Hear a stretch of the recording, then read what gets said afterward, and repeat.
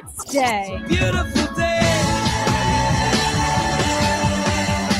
Sky falls, you feel like it's a beautiful day. Turn it up. It's Sports Day with Dan Day. We need to face it. Miami Heat, little brother owns us. Two hottest teams in the NBA met last night, and Orlando was the better team. I don't want to hear about that 5-second violation. You need to take care of business. One call does not make a game. Also, you have not won a game all year against Orlando, so one call does not make a series. By the way, Miami Heat want nothing to do with the Orlando Magic if both teams meet up in the playoffs. Where you at? I am Dan Day along with my cousin Vladimir Louison. We were so high yesterday on the Miami Heat, riding that 7-game winning streak. Bam Adebayo's 83-point game. This team looks like it's coming together. We're getting Norman Powell back. Tyler Hero, Norman Powell, 1-2 punch. And then we got punched in the stomach last night by, can't even say little brother anymore, by the Orlando Magic. They own you. No, I mean, I told you they had mind control over you. 5-second whatever. 5 well, seconds. no, look, there were a couple questionable calls at the end. That was a backcourt violation. The Silver did dribble the ball in the backcourt while his body was in the front court. So that was a backcourt violation. The 5-second call was weird, on both ends. He counted it the minute he gave him the ball. It looked like he did get the ball out to Powell before the 5-second call. And then the other one was weird as well, but it did seem like Mosley got the timeout before the 5-second call would have been on Orlando. But even with that, though, Dan, the fact that you were getting smacked by 20 plus, yes, and you lost every game this year, too, and this is pretty much how you've lost to Orlando. It's the same script over and over. It's a bad loss. They run the state now. Got to give them, and they've been doing it for the last couple of years now against Miami. They've pretty much owned you. They got mind control. My AAU coach, my mentor, a father to me, Bo Champagne, rest his soul. One time after a game we lost and the referees were just atrocious. And I said, man, the refs cost us that game. He said, shut up. I said, whoa. He said, if you'd taken care of business, the referees wouldn't matter. So I don't want to hear all this, 5-second penalty and all this stuff. Nah, you take care of business. That doesn't change the fact that you lost to Orlando every single game this year. And I'm not going to tell you this, Vlad. If we played them in the playoffs, I don't know if we'd win a game, maybe a game. Wow. So you ask yourself this question now. I don't know why I'm so fired up. If you can't beat the 5th seed at all in the season, how are you going to beat 1 through 4 if you get in the playoffs? Well, you have to rely on injury, getting hot, getting lucky. You've beaten a couple in a series. Well, okay. You split with Detroit, you split with New York. Injury, getting hot, getting lucky, making plays. It was, getting healthy. Andrew Wiggins. That's what you need now. You do need Wiggins back. I mean, he's your best wing play defender, probably your second best two-way player. You definitely need Wiggy back. The question is this. We've had a 12-game sample. And when Tyler and Norm played together, the Heat's record are 5-7. And it seemed to me, if you're management, you have to do something about that. They were just attacking those two. Suggs, Bane. Suggs was like hitting every shot in the first half, and then Desmond Bane was just driving down the lane, making tough layups. This team just is, for some reason, Orlando was just, I don't know why they. It's a bad matchup. But, dude, they just own y'all. Bad matchup. Paolo owned you. Bad matchup. Wendell Carter's an all-star when he plays against the Miami Heat. It's ridiculous. Mid all season, but when he faces the Heat, he's got the Heat's number. Mm-hmm. It's not look. I know it's tough after a 7-game losing streak. Didn't want to get down by 20. If you're going to lose, you wanted to lose. They did make a valid comeback, but that was a tough loss to have. And then now they already had the tiebreaker over you, but now they're 1 game ahead of you, and now what are they now, 6? And Toronto's nipping at your heels, so. You're still in the battle for Plainville. You're still for 6. You're technically tied with the Toronto Raptors, and you get 2 games against the Raptors right at the very end of the season. So That might determine who gets the 6th seed and 7th seed. We shall see. I'm not going to be down on the Heat so much. There is a 7-game winning streak, and there is now one there's loss. there's 7 now. Yeah, you're right. There is one loss. So, I mean, if you look at the bigger picture, not the whole picture, but the bigger picture, right now they are playing their best basketball. So, onward and upward against a Charlotte team that got smoked last night. Also, so interesting stuff. Let's get to some headlines real quick because what you're talking about, Willis, he spoke earlier this week, and I want to hear from him.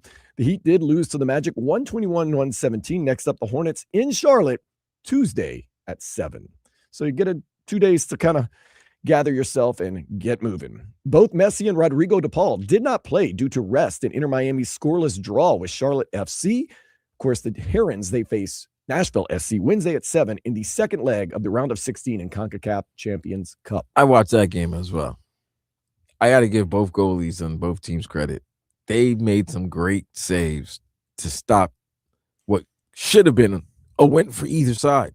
Like Inter Miami had numerous opportunities, and so did FC Charlotte. I mean, so did Charlotte. Like that was Charlotte should have.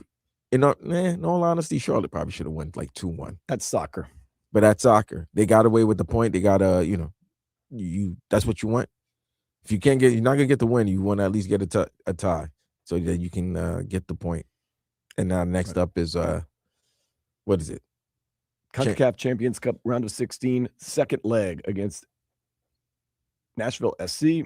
Played to a scoreless tie earlier this week. So really kind of a winner-take-all situation right there. Absolutely. Actually, I mean, I hate to say it once again, it's soccer. Kind of not the best case scenario, but good case scenario. You got a scoreless tie in the first leg, CONCACAF. You didn't play your guys last night to rest them for this Wednesday game. You got another scoreless tie, so you got the point, even though you didn't play your best players. Now, if you can go out there and take care of business on Wednesday, you executed very well. Well, at least score a damn goal, man. These 2 games of no scoring. You're gonna have to score a game. Somebody's gonna have to score a goal in some scoring in the game Wednesday. Going Wednesday. Somebody's got to score. They're gonna keep. I don't know. Like actual goals, not no penalty. Like penalty kicks are goal. Fun, man. I told you. Went to that Necaxa game against the Leagues Cup game, Necaxa and Inter Miami. It went to penalty kicks to determine who went on to the next round. That was tough, man. That was fun. I need some scoring. Because Messi didn't play. He got hurt in the 8th minute, but it was fun because Inter Miami won. So that was also why I was fun. I do remember that. Panthers, they faced the Seattle Kraken tonight at 8:00. Sam Reinhart did not travel with the team due to multiple injuries. He will not be playing with them on this 4-game road stretch. So he scored the game winner on Friday, Thursday. Yep. And then he's not. Okay. He's dealing with multiple injuries. Damn. Mm-hmm. Now, if you're going to go out, at least go out on a bang. Yeah, I know. That's a walk-off right there. Canes baseball team, they went from being shut out on Friday to shutting out Duke Saturday 9-0. The rubber match going on right now. Just got started. So get started at 11 o'clock. Duke likes to go the early game so they can get to studying, I guess. I don't know. So wait, the game started already? Yeah, it's started at 11 o'clock. They're an hour in. They're probably 3 or 4 innings into that bad boy. Basketball finals all day long starting right now. Penn versus Yale. Oh, the Ivy League. Ivy League, man. 1 o'clock, you get Dayton and Virginia Commonwealth. Plus A10. Yes, plus Arkansas Vanderbilt. SEC. Oh, SEC, and then the Big Ten is Michigan versus Purdue. We're not done. 3:15, Wichita State and South Florida. What's that? That is the AAC. Okay. And then 3:30, Michigan Purdue. And that's the last one. That's a Big Ten. The granddaddy of no, that's not right. No. Big Ten. And remember when the granddaddy of all used to be Big the Rose Bowl? Yeah, that was the Rose Bowl. That was the Rose Bowl. When the Rose Bowl meant something. Still means something. It's just not what it used to mean. Well, yeah, because it's not affiliated with those 2 conferences anymore. No. Those 2 conferences merged and Beautiful just became stadium. the Big Ten. Beautiful stadium. Or as I like to call it, the Big 24. When I went to the Rose Bowl, first of all, beautiful. It's an old stadium, but it's been just Pasadena? Yeah, but what I did during one of the intermissions of the football game, I walked around and looked at all the Rose Bowl MVPs because I was looking for one name, and I found it. Leroy Horde. 44. Yeah, his plaque is still up there, man. Pretty dope. Or is it 33? I don't know. I forgot his jersey number. He probably forgot it too. Shoulder pads. That's all you needed to see. Big pads. Coach, if you need a yard, I'll get you 3. If you need 5 yards, I'll get you 3. If you need snacks, I'll get you many. If you need me to eat on the air, yeah, you gotta love Leroy. Lean back from the microphone, I got you. Kyle Stowers made his return from a hamstring injury yesterday, and Connor Norby played first base for the first time in his career in spring training. They had some split squad action. The Marlins play the Astros today at 1. Okay. ESPN has given the Dolphins an A for their free agent signing of Malik Willis. Hey, I'll take it. Really? For now, yeah, we're going to hear from Malik Willis. I'm excited to hear what Malik Willis has to say. He had his first press conference.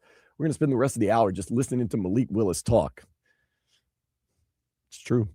The Heat, winners of 7 in a row, not anymore. They lost. We talked about it. Yeah, USA baseball team plays the Dominican Republic tonight at 8.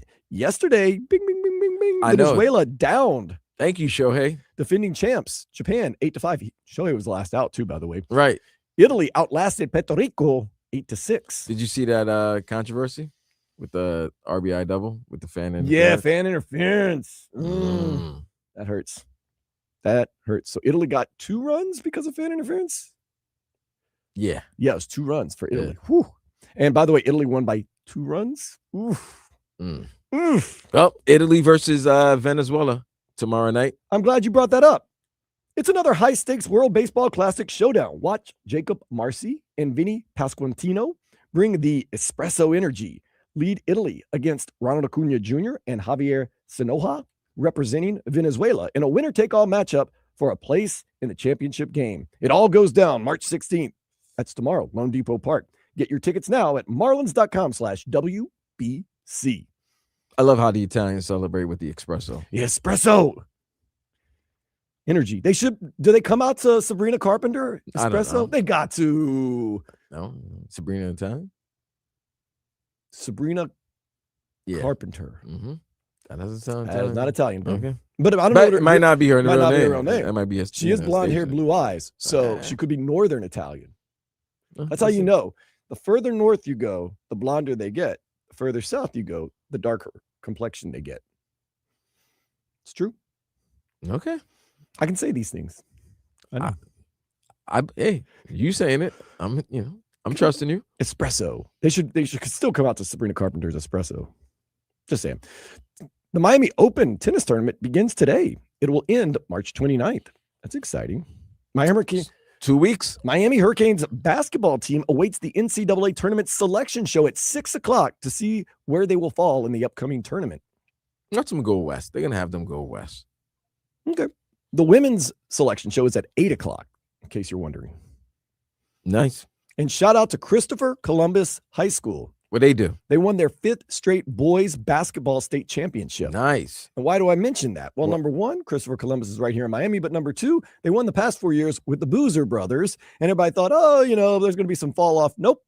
They won it without the Boozer brothers, who won a ACC tournament championship last night. They won a good one. That was a good Virginia Duke ACC championship game. And Duke, just Duke's Duke is Duke. They're really a good team. Boozer's really good. He's both good. of them. I think both of them are fantastic. It's weird. Twins, but they're not the same size. Pause. Right. Same height. And I would say, man, I hope that he falls to the Pelicans in the first round, because the Pelicans should have a high draft pick, but we gave away our first overall. How many Duke front court players you want? All of them. It's always worked out for the Pelicans. Wait, that doesn't sound right. No, it hasn't. No, it has not. We did have Jimmer Fredette for a while, who's now playing in Malaysia or something like that. That's nasty work. At least we didn't draft him. Sometimes you got to do what you got to do, I guess. Speaking of doing what we got to do, we got to step into the day spa. In the Netherlands, engineers have built a go-kart that can be driven by a goldfish. Seriously, with all the things in this world that we need, we're putting together a go-kart that can be driven by a goldfish. Yeah. I'm not even going to respond. Resources and time. I'm not even responding. I'm not. Stories like that, I don't even laugh anymore. I cry. Not even respond. A go-kart for a goldfish. A goldfish. What's the goal? Man. I'm sure there's a long-term plan for it. Like putting a man back on the moon. I'm sure there's a lot of reasons for it, but I just can't fathom them right now. Yeah. Okay. Let's hear from Malik Willis. He was speaking, and he had some things that kind of interesting to say, kind of pull back the curtain. We're going to hear from him next here on 104.3 FM, WQAM.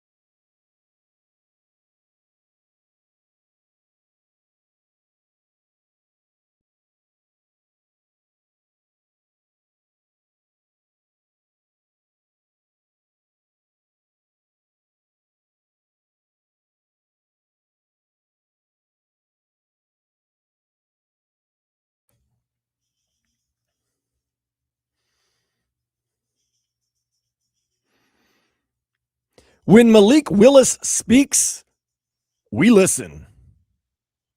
New quarterback in town. The last quarterback, when he spoke, at least last year, didn't go so well. So tread lightly, Malik Willis. We'll see how he did in his first press conference as a Miami Dolphin.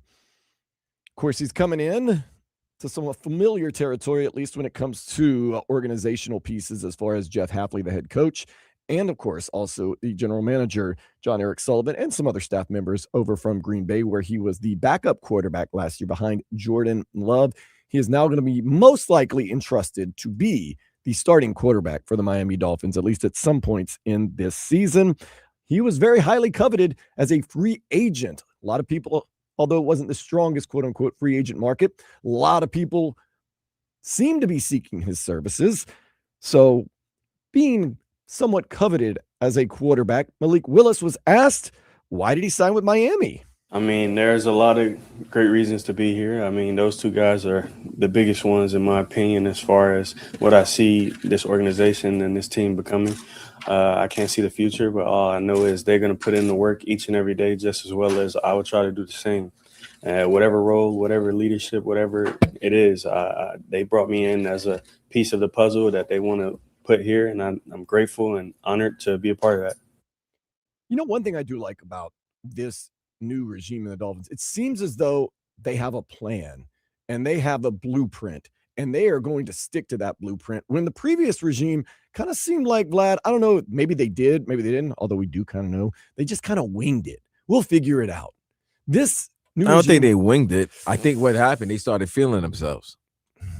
You know, first year, coach got to the playoff in his first year, and second season, there was a 2-game improvement. Could have been more, but they were feeling themselves, so they felt like they were doing the proper things, at least to build a contender, and then reality struck.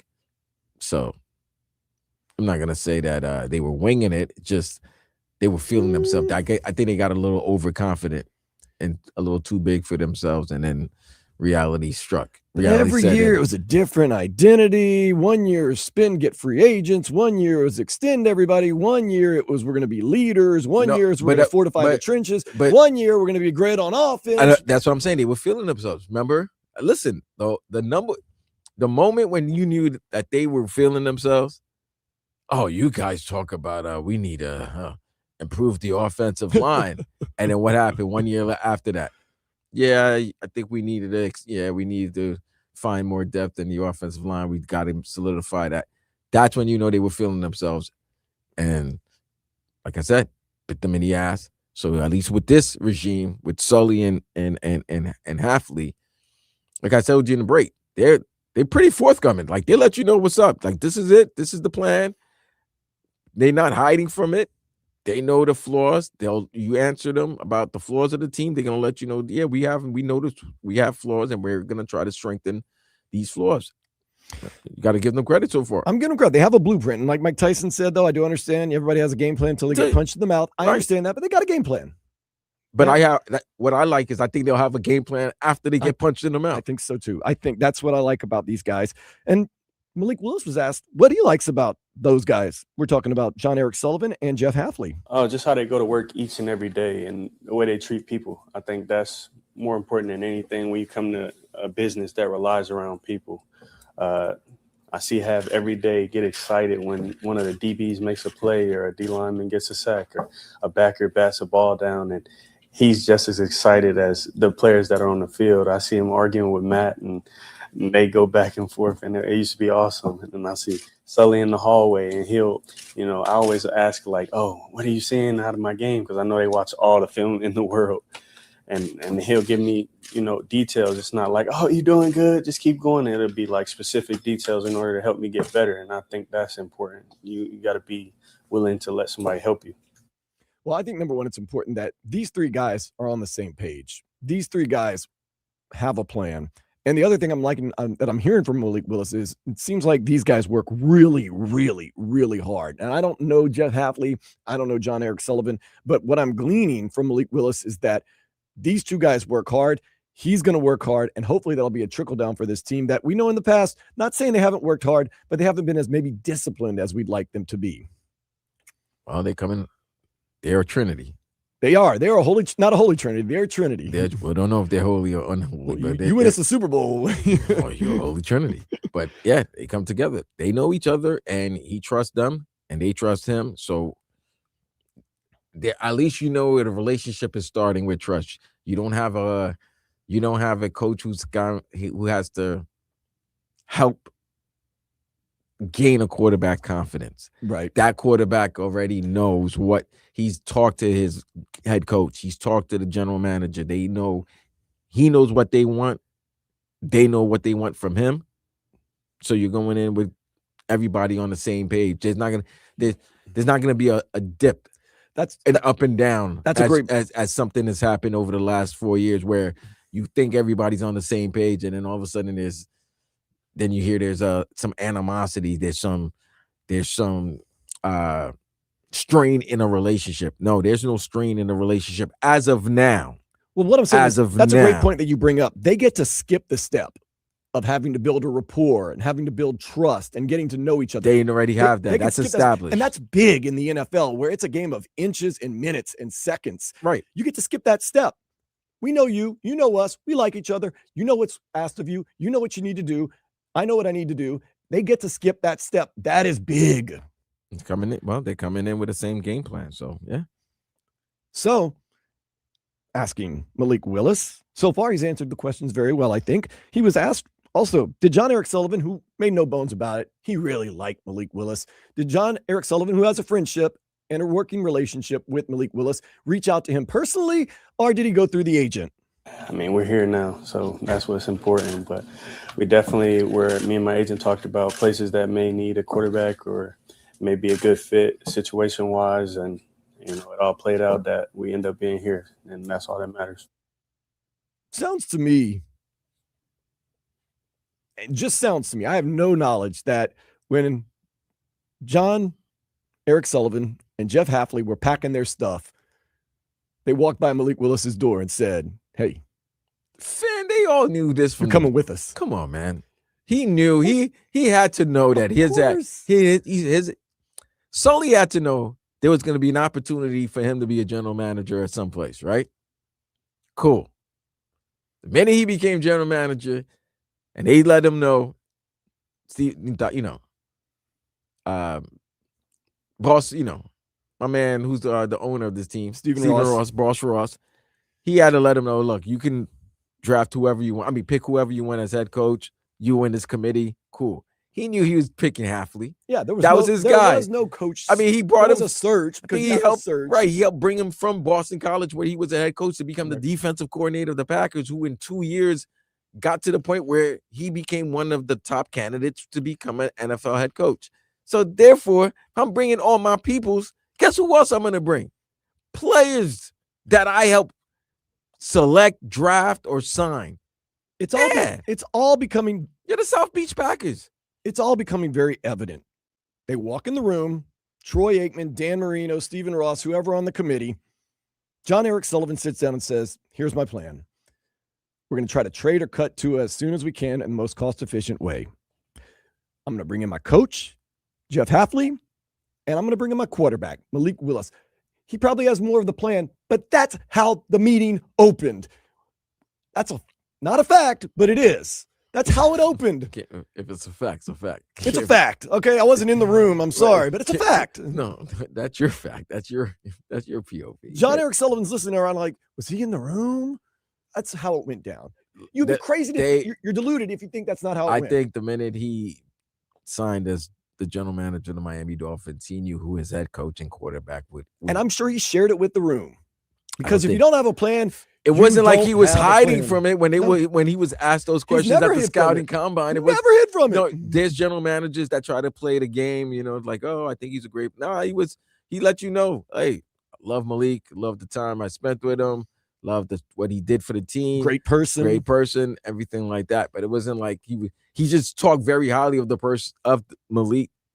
Never said that, oh no, we don't have any plans on doing that. We're gonna find a quarterback they were honest with what they were going to do. If anything happens, they will let Tua know before anybody. He'll be the first to know, which he was.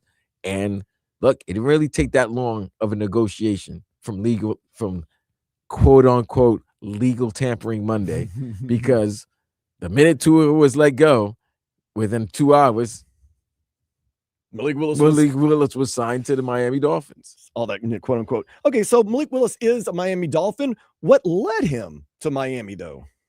I try not to be biased with it. I try to lay it all on the table equally and not make a rash decision. Let God lead me to where I needed to go, and just be grateful for anybody that wants to give me an opportunity. Okay, so Malik Willis playing it kind of close to the vest. Just feels as though it's the best situation. And Vlad, you and I talked about it. You get to skip the step. You have the familiarity, you have the rapport, you have the trust. Bro, it happens in all your game sports. You're gonna go to a place where the person who's running the team has confidence in you. Sometimes it works, and sometimes it doesn't. It can backfire. You see how James Harden and Daryl Morey, you see their relationship. But when Daryl Morey and James Harden had a great relationship, any team Daryl Morey was on, he always tried to bring James Harden in. James Harden was always willing to go to those teams. Why? He had a great relationship at the time, a rapport with Daryl Morey. Same thing with Bill Parcells. Parcells always trying to bring Parcells guys. Belichick's going to bring Belichick guys. Guess what? Sully's going to bring his guys. As in sports, as in life, you're going to go where you feel you can thrive. That's just basic. Platinum Swords, I don't know if it was more that they offered him more money, because he could have gotten more money from the Jets or Arizona. Yeah. Arizona will offer him money. I don't know if they could offer him more than what Miami did, but it's just everything's familiarity with a team that's going to give you a chance to be a franchise quarterback. That's it. And Malik Willis even talked about that, about how awesome it is to be in the same system with a new team. I think that was awesome. And you said it with the being in the same system. That was my first time in the same system. I had 3 different offenses before I got there in 2 years. So that was kind of tough, but I learned a lot. And those were 3 different types of systems. The one I played in my rookie year, and I played in when I got to Green Bay. They were kind of similar, so that helped when I had to get on the field quickly. But I'm definitely grateful for both of those places, for Tennessee and Green Bay. I learned a lot from both, regardless if I could show it in Tennessee. Continuity is a big thing. I thought Mike McDaniel, every year he had a different offensive or defensive coordinator, and eventually it bit him. It came back to bite him. Malik Willis made a point. Like, it really helped to be there for 4 years. It really helped to have the same thing. It's awesome. Being in the same system, this is going to fast track a lot of things, and they're not making any bones about it. I don't know if that results in how many more wins or losses that means, but I do feel as though at least there is a vision and they are moving in the right direction. To be fair, injuries matter. They matter a lot. So, because we're not going to say that Tua wasn't under the same system. He was under the same system 4 years, but injuries and injuries in the offensive line, injuries to your weapons, it happens. So what may make Malik Willis's stint as the Miami Dolphins quarterback a little bit better is his mobility. His mobility, where he can extend plays, extend drives, that can help. That was something that the previous quarterback wasn't able to do, obviously, because of the hits that he suffered, the concussions and everything like that. So even if you have an offensive line that might be shaky, if you can escape and get out of the pocket, it can help you and help the team extend drives. I mean, we've seen it before with offensive lines when they're shaky, but their quarterback is constantly getting out of trouble and, extending plays. At sooner or point, it's going to be like, all right, we got to buckle down and start protecting this guy. So we'll see.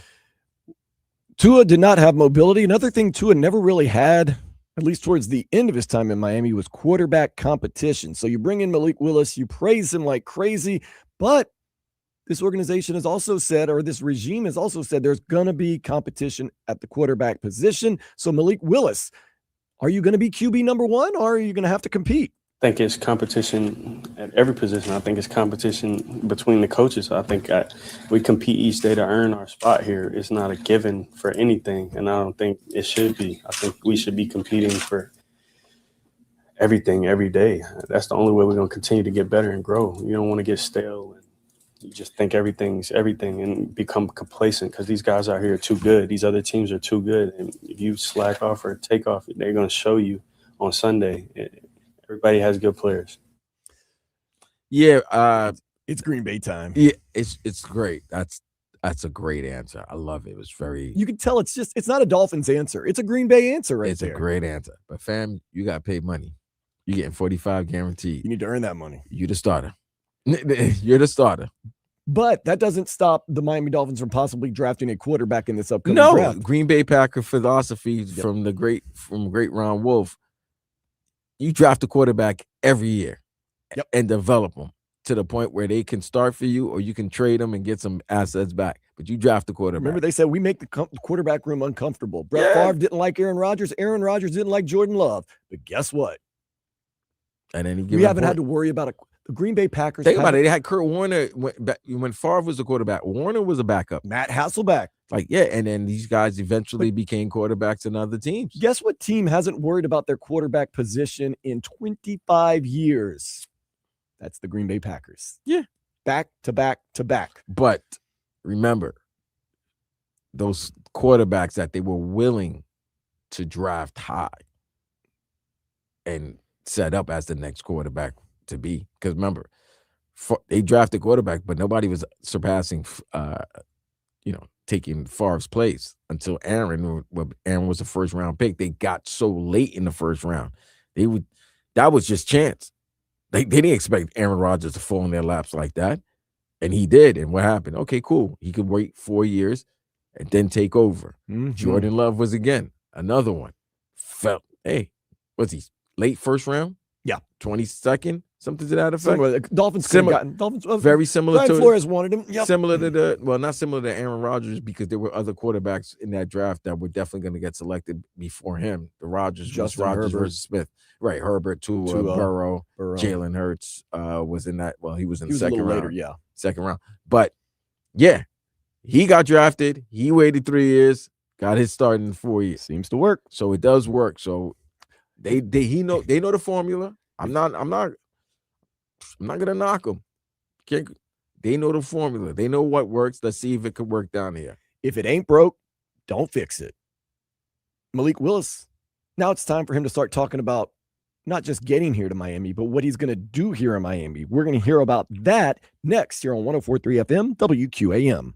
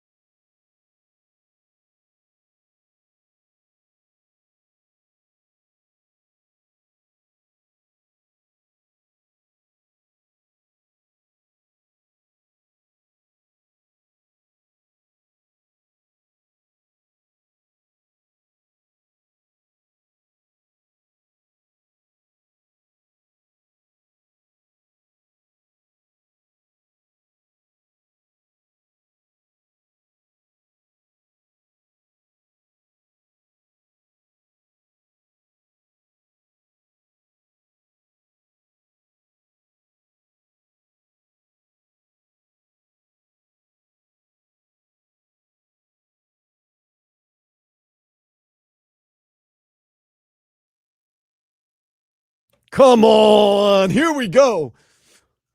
1, 2, It's Calle Day, man. 2, 1, 2, 3. Ooh, rainy on a Calle day. Not surprising, man. Shout out to my boys back in the days, good fellas. What we would do on Calle. What did I do this to my liver?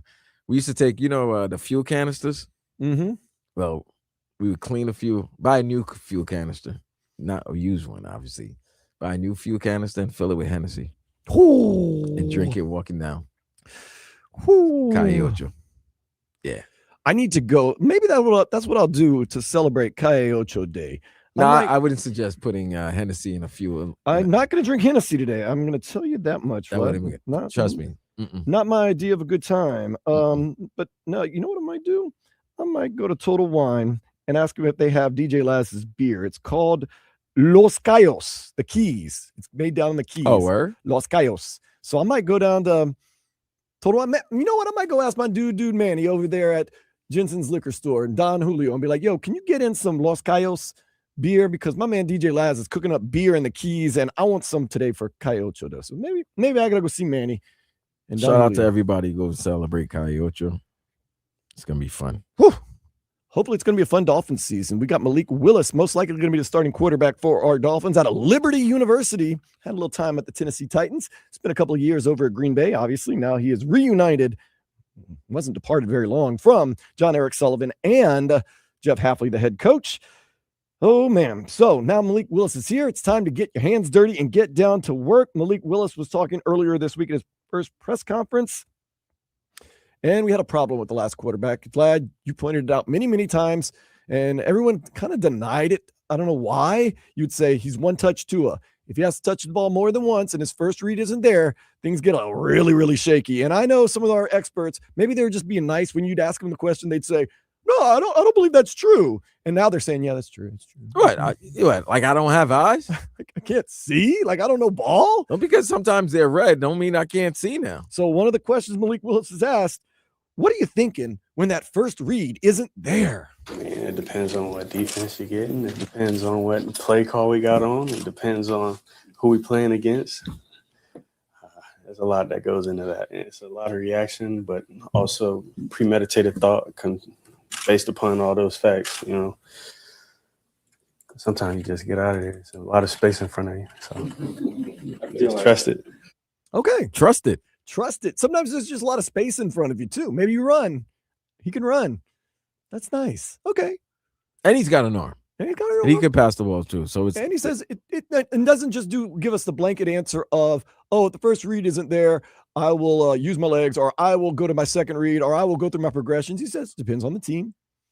Depends on the defense. Depends on a lot of things. Wow, that sounds like a really thought out, very methodical way to play the quarterback position.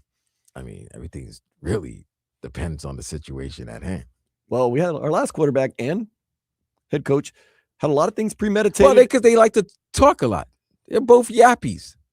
We like to yap. We had a quarterback that threw to spots for 4 years. Well, I mean, that was his superpower. We had a quarterback that said he couldn't see Jalen Waddle. Well, I mean, the man's short. He's a Lilliputian.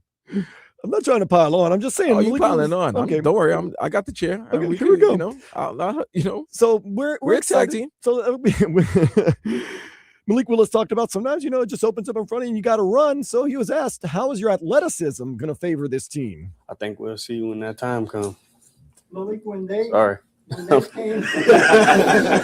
I'm sorry. I ain't mean to, really. That's just, it's natural. I think it helps, though. So is your athleticism going to help you? No, I'm going to try to play in a wheelchair. I mean, that's a tough question, man. Damn, a wheelchair. You guys are really firing them at me right now. Like I said, I love media and the South Florida media. I love the Dolphin beat reporters and everything, but some of their questions on Thursday was.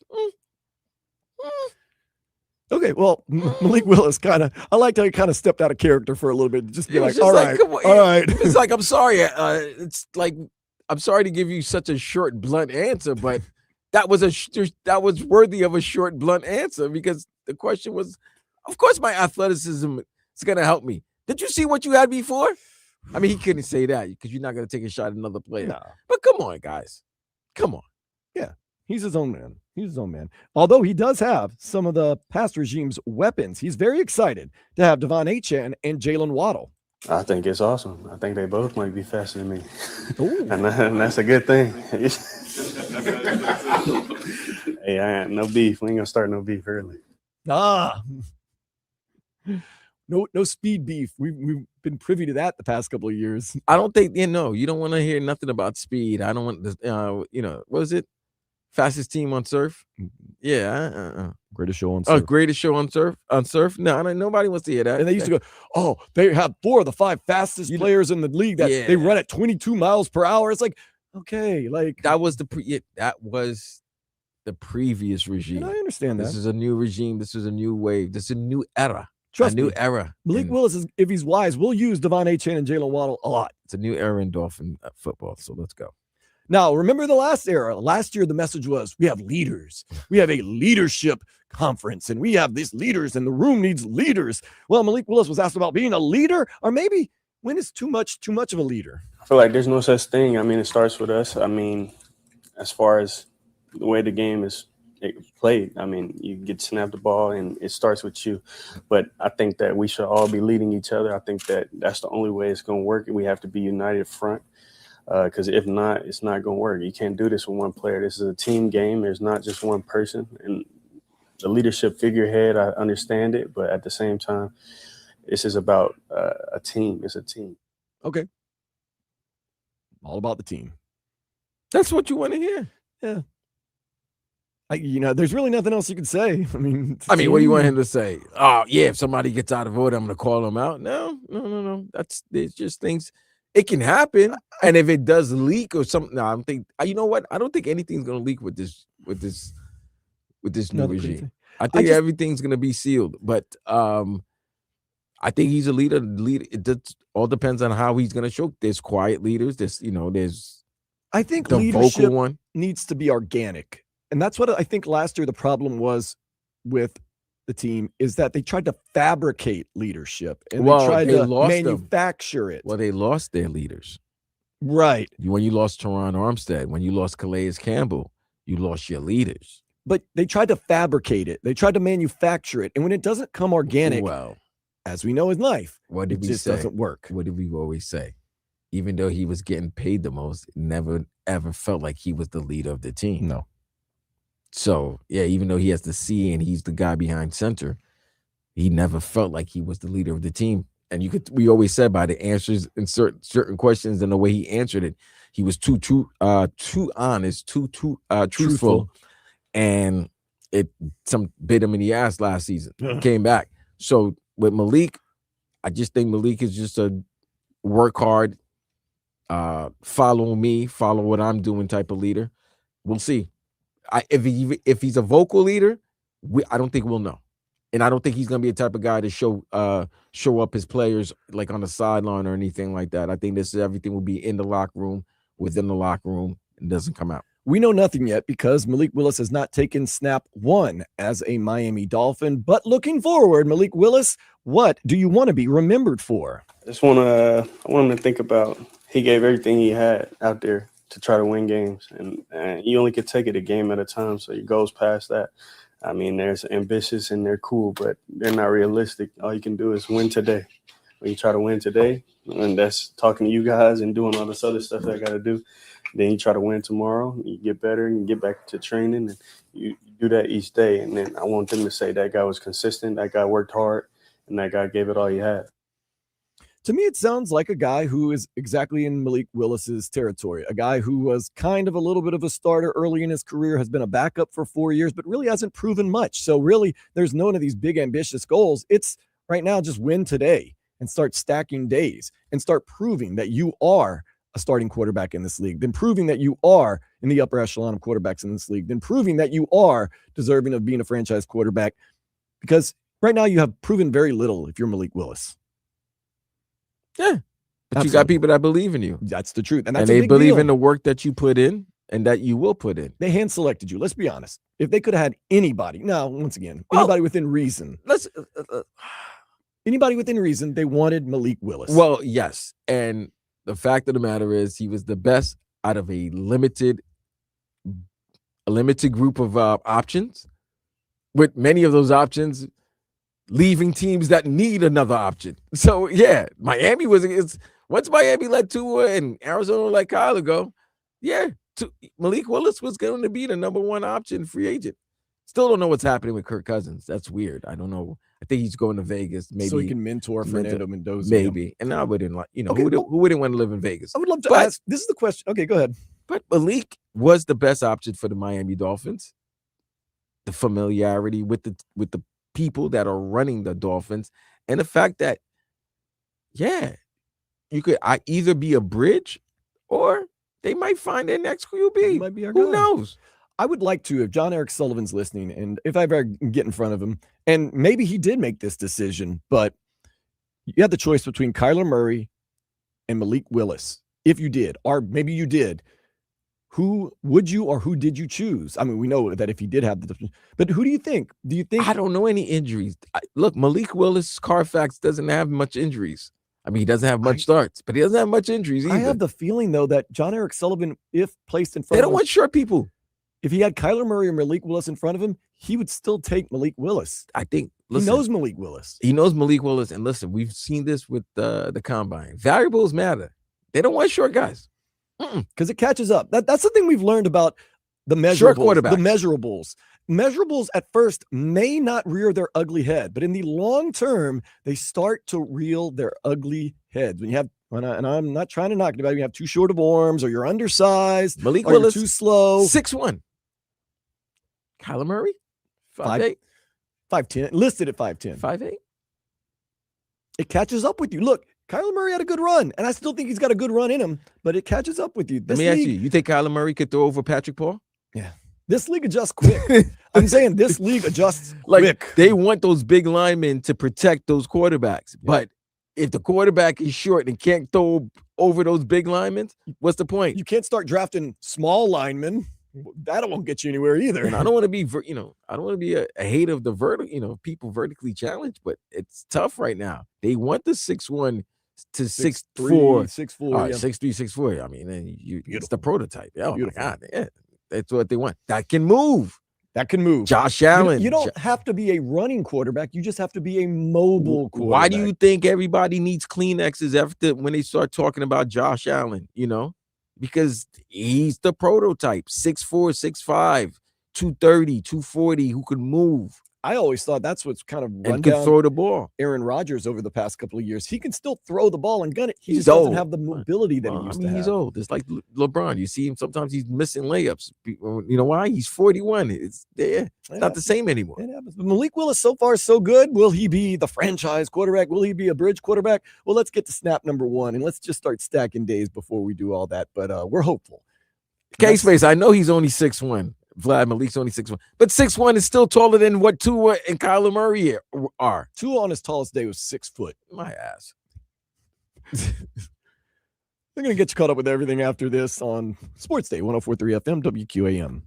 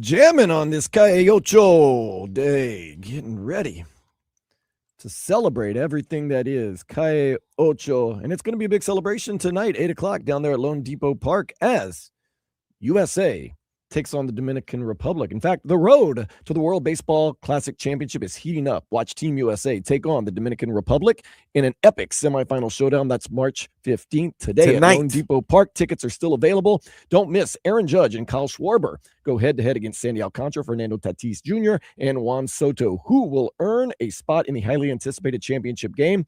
Be there to see who makes it to the end. Get your tickets, marlins.com/WB. Ooh, can't wait, baby. You're going to be in the house. In the house. I'll be yelling at the TV screen in Spanish and English. I can't wait. Even with Both this nasty languages. weather. Oh, yeah. Can't dampen a Calle Ocho day and also a World Baseball Classic game, especially under the roof of Lone Depot Park. Thank God Lone Depot has the roof, bro. I think that kind of went into the figuring about you this. could have had it in other places, but, There's no better place than Lone Depot Park. there's no better place than Miami. That's what I'm saying. That's what Lone Depot Park is. I'm just saying.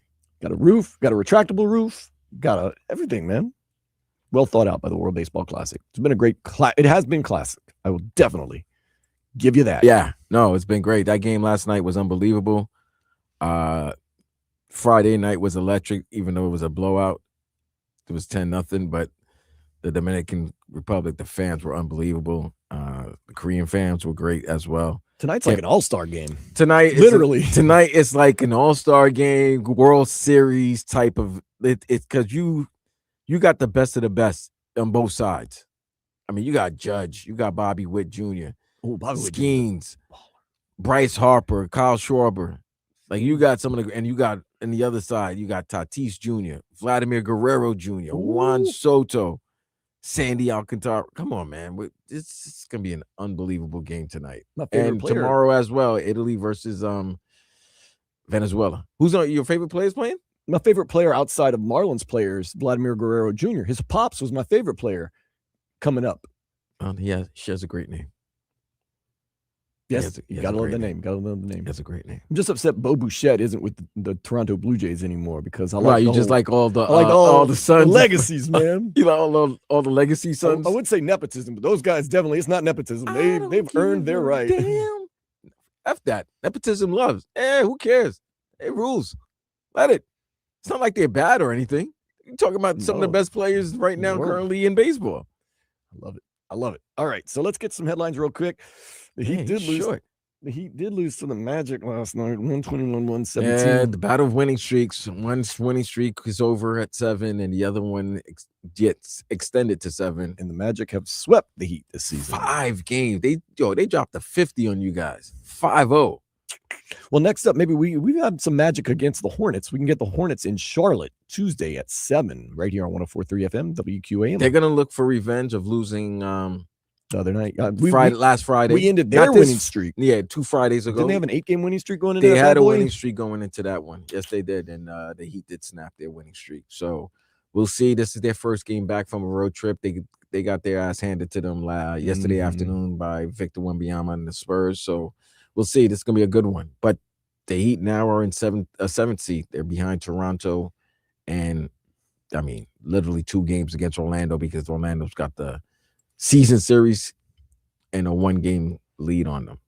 So, yeah, the tiebreaker they have on them. So, damn. Both Messi and Rodrigo de Paul did not play due to rest in Inter Miami's scoreless draw with Charlotte FC. The teams, they don't face anybody. Inter Miami will face Nashville SC. Wednesday game is at 7 o'clock. It's the second leg, round 16, CONCACAF Champions Cup. Played to a scoreless tie against Nashville SC midweek earlier this week. So really, this is the big thing, man. Inter Miami, one of their goals this season, not just to win MLS Cup. They want to win that CONCACAF Champions Cup, which would make them theoretically the best club team in North America. If you don't know what CONCACAF is, to break it down simply. Now, if you're a soccer purist, you can argue that. I understand. If you think that. In North America? In North America, yeah. Yes. You would think that. It's the simplest way to explain it for someone that doesn't know much about soccer. That's all. Panthers, they faced the Seattle Kraken for the first time this year, by the way. Tonight at 8 o'clock, Sam Reinhart did not travel with the team due to multiple injuries. That's correct. Right. He scored the game-winning goal, and then now he's out for the whole road trip? Yeah, the whole road trip, 4 games. You hate to see this, too, because you get a 3-game winning streak. There's a little bit of hope, just a little shimmer of hope in this team possibly making a run and getting the playoffs. And then this. Yeah, that it hurts. It's like a, what's this season? Sweet chin music right to the face. As this season goes, it's like right when you get kind of going, somebody gets hurt. Okay. Canes baseball team, they did go from being shut out Friday to shutting out Duke yesterday, winning 9-0. They're playing right now up in North Carolina, the rubber match. So maybe we can get our first series win of the ACC season this year today as the Canes face Duke. Basketball finals all day long. Penn versus Yale. Let's see how that bad boy is going right now. Penn is up on Yale 41-39. Halftime. Ivy League battle. I like it. We're about to get some Dayton VCU tip-off and Vanderbilt, Arkansas. Then at 3:15, Wichita State versus South Florida. Then at 3:30, the Big Ten final between Purdue and Michigan. So that should be interesting stuff. The selection shows at 6 o'clock tonight for the men. So the Miami Hurricanes team probably going to gather somewhere in the facility and Coral Gables to watch and see where they are going to fall in this NCAA tournament. And then the women overall will do their selection show at 8 o'clock. So I know a lot of young young college athletes are on edge right now, excited to see what's going to be happening. We know Duke will be a number 1 seed. You think they'll be the overall number 1? They got to be. Arizona also won yesterday. They beat a good Houston team in the Big 12 final. Michigan has a chance if they beat Purdue. Yeah, but Duke's got the head-to-head on Michigan. Oh, yeah, you're right. I'm going to go out on a limb. Did Arizona? What about Arizona Duke? I think did they face off against each other this year? I don't know, but I'm going to go out on a limb and say Duke's going to get the number 1 overall seed. Just going to say it. I think you're right. I don't know if I'm going on that much of a limb. I think you're right. I think they'll be the number 1 overall. You got to bet $100 then. Now, I'll go with Duke. I'll just say it. Although they did lose a player and they haven't played that great in this tournament. They haven't faced each other this year. But yeah, I think Duke will be the overall number 1, followed by Arizona, maybe Michigan at 2. Okay, yeah, Michigan Arizona could 3. Win the Big 10. Who's going to be the 4? The other number 1 is Florida had a chance, but they got their ass kicked. They didn't even make it to the final by Vanderbilt, and so we're just gonna. That's what Connecticut lost to St. John's yesterday in the Big East tournament. Shout out to Shout out to the Johnnies for back-to-back regular season and tournament championship. So I don't know if UConn will be a number 1. That'll be interesting. It'll be fun. That's why you watch at 6 o'clock and you get your brackets ready and you start filling it out and just craziness. It's always craziness. Good times. Kyle Stowers, he made his return from hamstring injury yesterday, while Connor Norby played first base for the first time in his career yesterday in spring training. The Marlins and the Astros about to get underway, weather permitting, in a spring training baseball game. USA baseball team, we talked about this, going to face the República Dominica tonight at 8 o'clock. Yesterday, Venezuela took down defending champs Japan 8-5, and Italy ousted Puerto Rico 8-6. It's cutthroat baseball, Vlad. You got. I love it. I'm good either way. There's no series like, we'll get him next game. You lose, you go home. See, I'm wearing. See my shirt. I'm good either way. I can't see anything in this house. Oh, yeah, red, white, and blue. I'm good, blue. But I'm good either way. Just in case things get hairy out there, And then if I gotta, follow my fellow, cohabits of a certain island, I'll shout out my Dominicans. Hey, we share Hispaniola. Come on, man. I gotta bridge the gap between Haitians and Dominicans. And my safety is important too. So I'm to bridge the gap anyway. Either way, you're just trying to be safe. I'm bridging the gap. It's gonna be wild out there. Matthew Kachuk will come after you so hard right now. Yeah. Okay. Tennis Open starts in Miami today. Hopefully, weather permitting. Weather permitting, obviously. It concludes March 29th. So 2 Sundays from now. Very fun times over there by the Hard Rock Stadium. So it's gonna end on Palm Sunday. Longest mass of the year. Okay. Although, man, that vigil mass on Christmas is brutal. I'd rather just get up at 7 a.m. and go Christmas Day. Which one is worse? Christmas or Easter? The midnight Christmas mass? I don't go to midnight mass. Come on, man. I've never been to midnight mass in my life. Refuse to. That Palm Sunday mass. That's brutal. You stand for a long time. And I mean, I know I'm, that Palm Sunday mass is no joke, bro. And people start crying and stuff like that. I'm like, oh man, I don't need this right now. I just want to get to work. I haven't even had my coffee yet. I don't know, man. Easter Day and Christmas Day that's the vigils that'll get. No, that Easter vigil. No, don't go to the Easter vigil where they convert all the RCIA people. Man, that takes forever, man. Don't get ahead. Just get up early. Okay. This is not a religious show, but This was your Catholic segment. This counts as church. What? Okay. I'm not the Vatican, but I'll say if you didn't go to church today and you're not planning on going, this is as close to church as you're going to get. So it counts. Say amen. Somewhat. Amen. Go in peace. Go in peace to love and serve the Lord. We're done. Christopher Columbus High School. That's a Catholic school. Yeah, don't get no more Catholic than that. Although was Chris? Oh, he was Italian, so I guess he was. Roman? Yeah, if you're Italian, you're Catholic. Come on, Roman man. Catholic. Got to be. So Christopher Columbus High School, it is a Catholic school, won their 5th straight boys basketball state championship. Damn. So they had won 4 in a row. You told us earlier. And a lot of people would think maybe the Boozer twins. The Boozer twins are leaving. That there would be some sort of slippage. And no, they won 5 in a row. They won their 5th in a row. Special things happening with Christopher Columbus High School. You got Fernando Mendoza winning the Heisman Trophy and the national championship. You got Mario Cristobal taking the Canes to the national championship. You got the Boozer brothers, now a 5th straight state championship. Man, if I could be a high school, I might want to be Christopher Columbus High School. Now, if I want to be a person, Matthew Tkachuk has had a great year too, a great couple of years too. If we're going to talk about things going good for people, just saying, Matthew Tkachuk, man, what a year.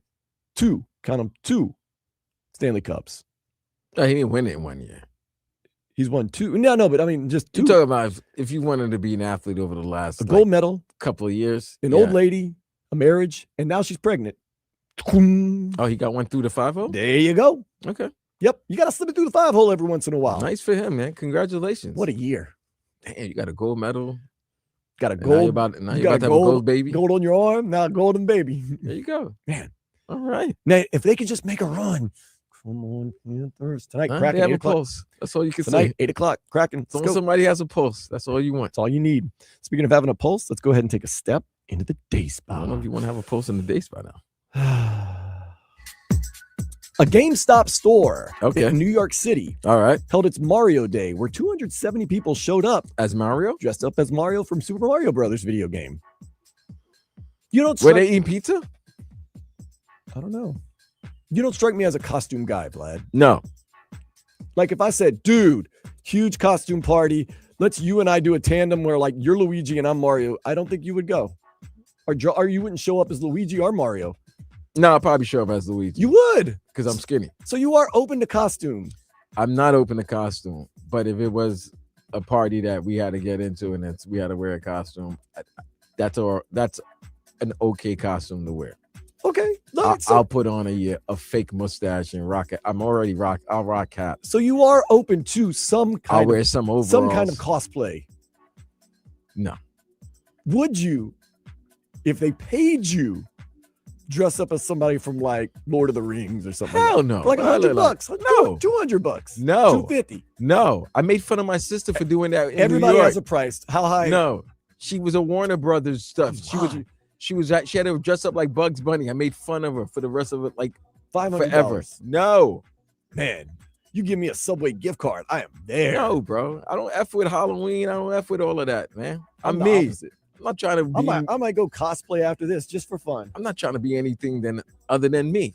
I love me some you me. Could still be you in a costume. No. Right. No. Well, the Halloween party's canceled now. You would wear a bunny costume. I've already worn a bunny costume multiple times. That explains a lot. I've worn bunny costumes for the past. Well, I've worn the same bunny costume for the past 3 years. It's the only costume I got, and I ain't buying a new one. I mean, come on. I'm not that dedicated to the craft. No. I'm saying, okay. No cosplay for me, man. Are the Heat all right? Are the Heat in trouble? We'll discuss that next here on 104.3 FM WQAM.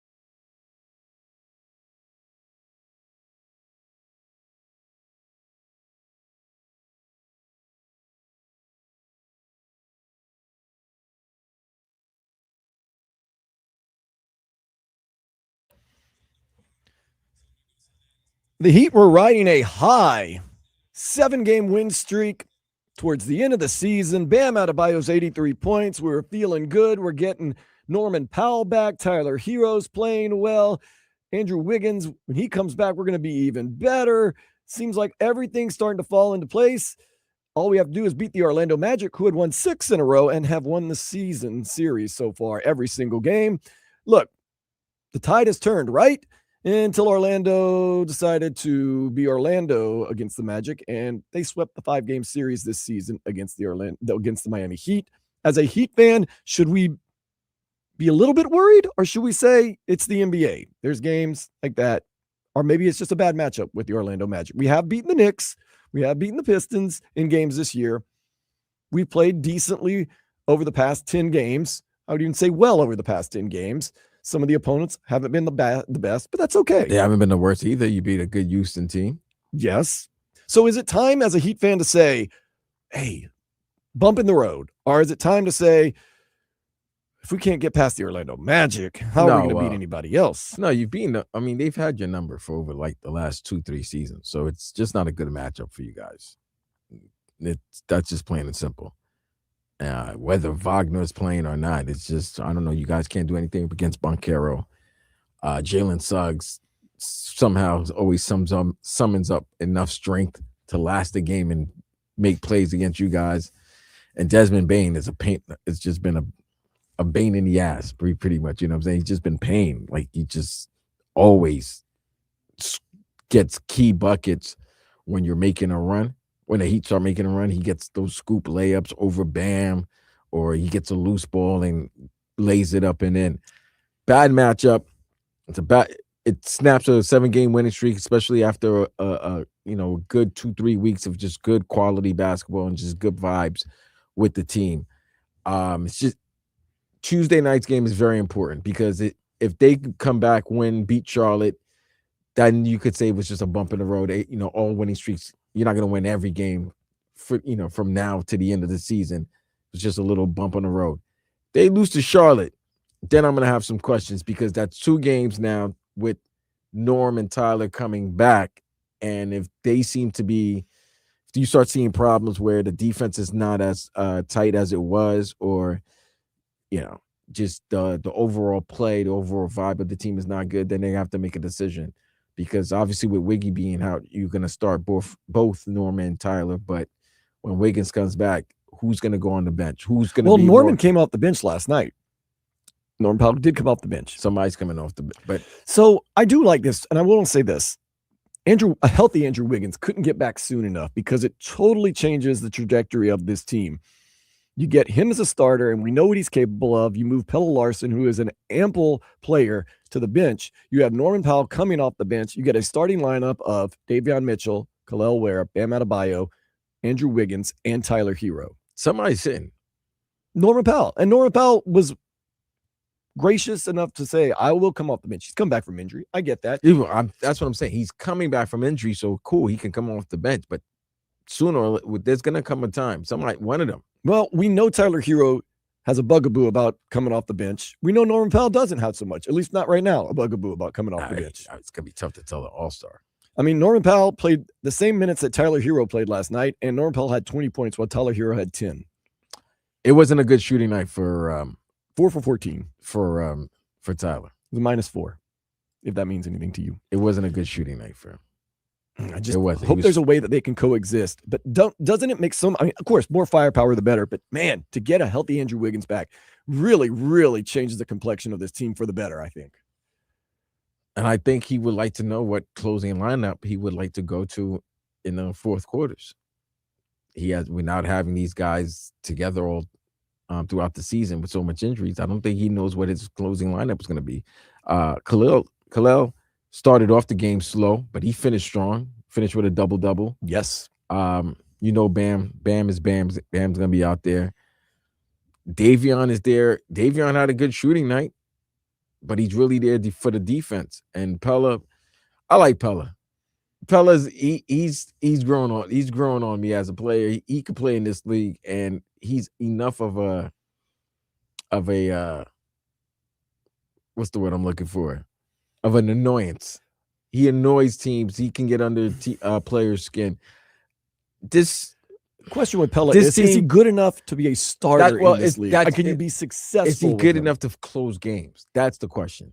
I think he's a good player. But is he good enough to close games? Because that's what I'm looking at. If you're looking at if you're looking at this team, final 5 minutes, they're in a game where it's closing time, it's clutch time. Who's your closing lineup? I don't think it's that simple, Vlad. Dan, who's your closing lineup? Well, I don't think it's that simple. We try to make it like, oh, we got to put these guys in. Each game has its own identity. Maybe Jaime Jaquez is having a great day. You got to stay with him. Maybe Kasper Yakuchonis is having a great day. You're not going to pull them out because you're dedicated to 5 certain guys closing out a game. Most championship teams or most playoff teams know who their final 5 is going to be playing at the game. Yes, you're right. There are contexts where maybe somebody's one of these guys is pulled out. But so I get what you're saying. What's the framework? What is the skeleton for that? Like, what is these are the guys. I can understand if there's a big man, you're probably gonna have Khalil play a little bit more because he's with his size and his height. But what is the template? I get you. What's the template? That's a smart way to go. Oh man, the thing is, you put Norman Powell and Tyler Hero out there. The defense, the offense is great, but because Bam is there. Bam is official. Other than Bam, who's the other 4? Wiggins is going to be there. You're going to have to go. Oh wait, if you get Wiggins back, so then that's so you Bam, Wiggins, Norman Powell, Tyler Hero, Khalil Ware. Yeah, that's got to be your template. So you have the size to kind of help out on defense. So you're gonna get killed in the backcourt. You're gonna get killed in the backcourt defensively. You got to give up to get something. The points. You're gonna have to give up something. The points. But you got to go with your guns. You have to have your guns blazing at the end of the game. Because if you saw yesterday's games, that's why you tell Bam and Khalil, you're gonna have to pull some slack for us. You're gonna have to help us out. That's who my 5 would be to close out the game. Once again, if in a perfect world, like I said, template would be that. You got to get some firepower in Norman Powell, Tyler Hero. You got to stretch the court and have a big man in Khalil Ware. You have to have Bam. He's your best player. He's your captain, and he can score. And he's really good on defense. And you're needing defense with that lineup. And then Andrew Wiggins, because he's the rubber band man. He can do it all. He can slash. He can shoot. I think these next 14 games, if all these guys could be healthy and can remain together, that's what he's real. I think that's what's Spo. Is that your 5? My 5 right now is Bam. I really want to put Jaime on there. Okay. Jaime to me he's very valuable in the 5. I trust him more. I mean, he had the best. He had a plus 11 last night. But that was the best trust on the him. team. I trust him as being a guy who can get down, drive down the lane, get fouled, can make a pass. He makes things happen when he has the ball in his hand. So I really want to put Jaime on there. Obviously, when Wiggins comes back, because Wiggins is your best 2-way perimeter player. Mm-hmm. Now the question is between Tyler and Norm. Do you put them together? Is one in or one out? I just wouldn't have that much offense on the bench at the end of the game. But I mean, you're want a liability on defense you're putting as well. In Jaime Jaquez Jr. to hopefully supplement that offense that you're putting on the bench. No, I'm putting Jaime right. there. Yeah, I'm saying so. Yeah. So then that's the other thing. Now, like I said, with Khalil is the situation. If it is like a big man where there was like a Wendell Carter yesterday with Banchero, I'm gonna have him out there. But if it's not where Bam could play the 5, I may not have to have Ware there. But right now, if you're talking about, so it's Jaime, Bam, Wiggy, and it's between Norman, Tyler, and I'm gonna put Pella out there, bro. You like Pella? I like Pella. I'm putting Pella at my 2.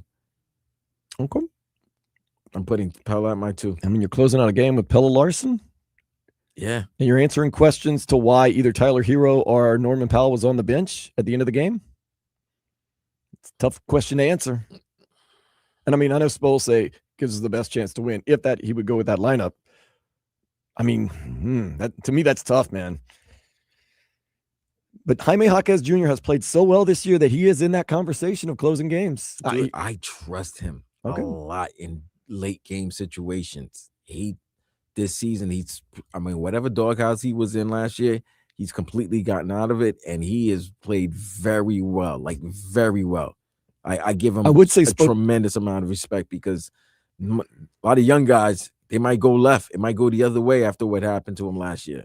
This year, he's played very good basketball. I would say Spo doesn't like second-year players. He did it to Jaime Jaquez. He's kind of done it to Kalel, but he's not had a problem with Pelle Larsson at all this year. So he's played Pelle Larsson, started Pelle Larsson. So some success, too. I'd have to say that. Yeah, for sure. This Tuesday, to me, is a big game because, like I said, if they come back, beat Charlotte, just a bump in the road to everybody, you'll be like, all right, that's 8 out of 9.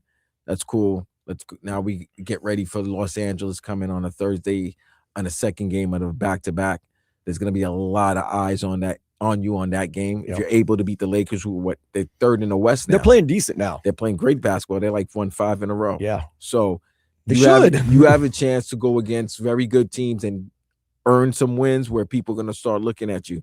This game Tuesday night's important. It's a litmus test. Yeah. But like I said, the Orlando Magic is a bad matchup for the Heat. I think the Heat are kind of a bad matchup for the Charlotte Hornets, as we've seen this season. So maybe you get a little bit of cooking there going. Maybe you get a win there. You kind of put some games together. But yeah, the Lakers coming to town. That's an interesting one for a lot of reasons because they are playing well. And that is a game where you can kind of showcase that you can hang with the big boys and the good teams. I mean, you've beaten Houston at home. If you could beat the Lakers, that'd be you nice. Beat OKC, right?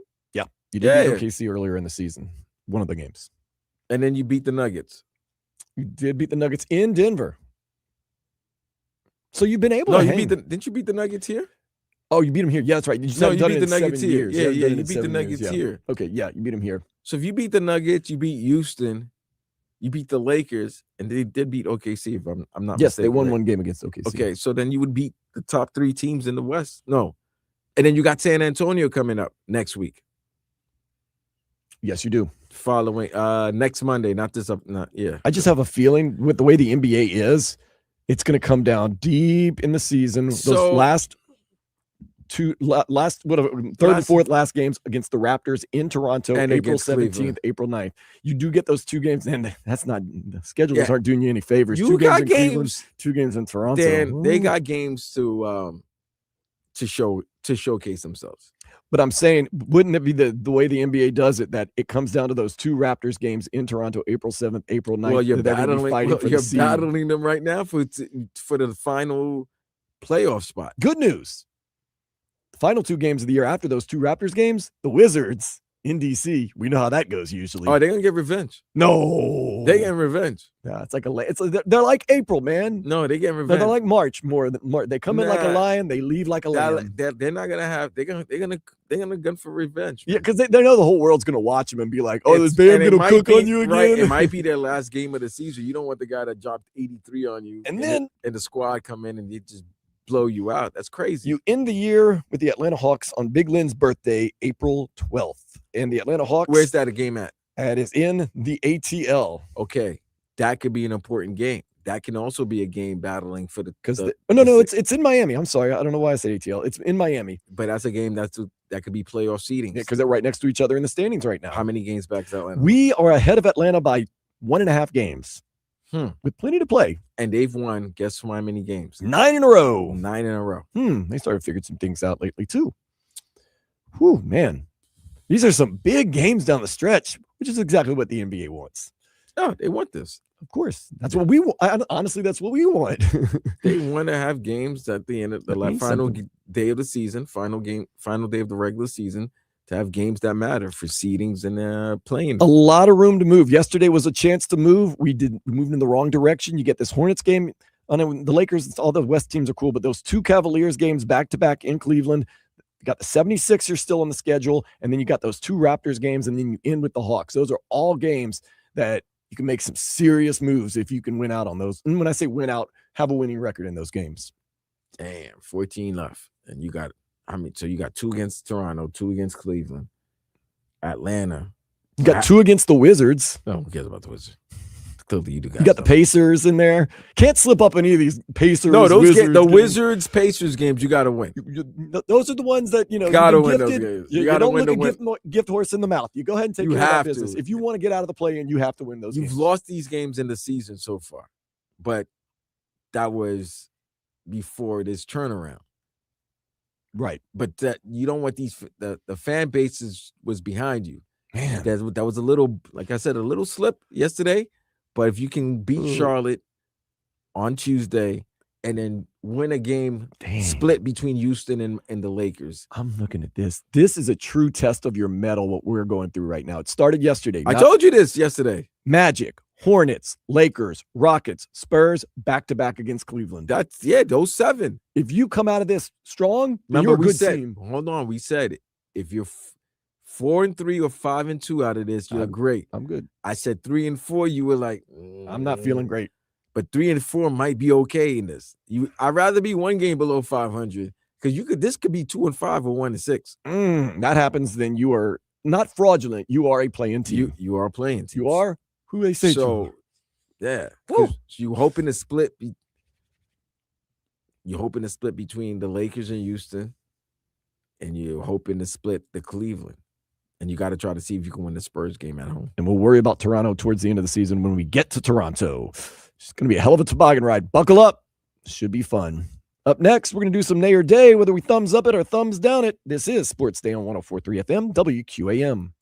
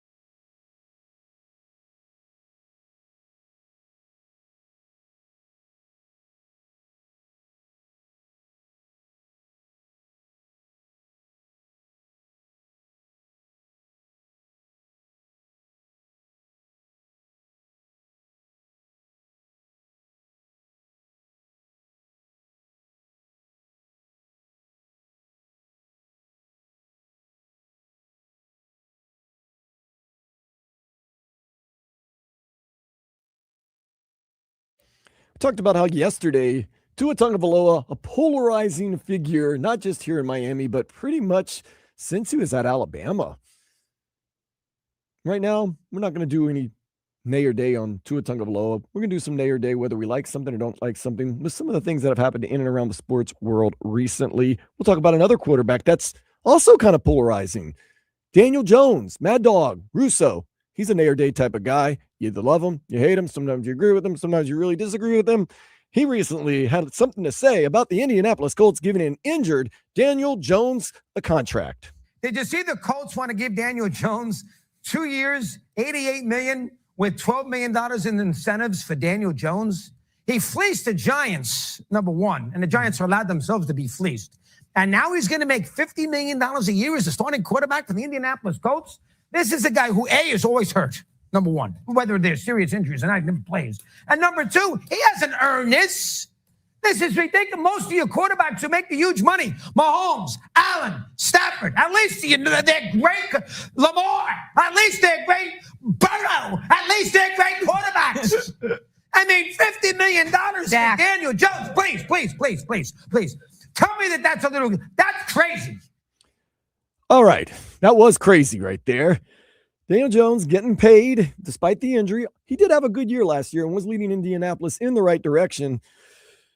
Vlad, you're going to give me a nay or a day on what Mad Dog Russo, at least his point of view. I'm conflicted by this. I am too. I like players, man. I like players getting paid. You know I love the owner of the Indianapolis Colts. I just love her. I love her. You know. Okay. Carly Carson. Is that her name? I thought it was Irsay, John Irsay. Carly Irsay. Carly, yeah. Yeah.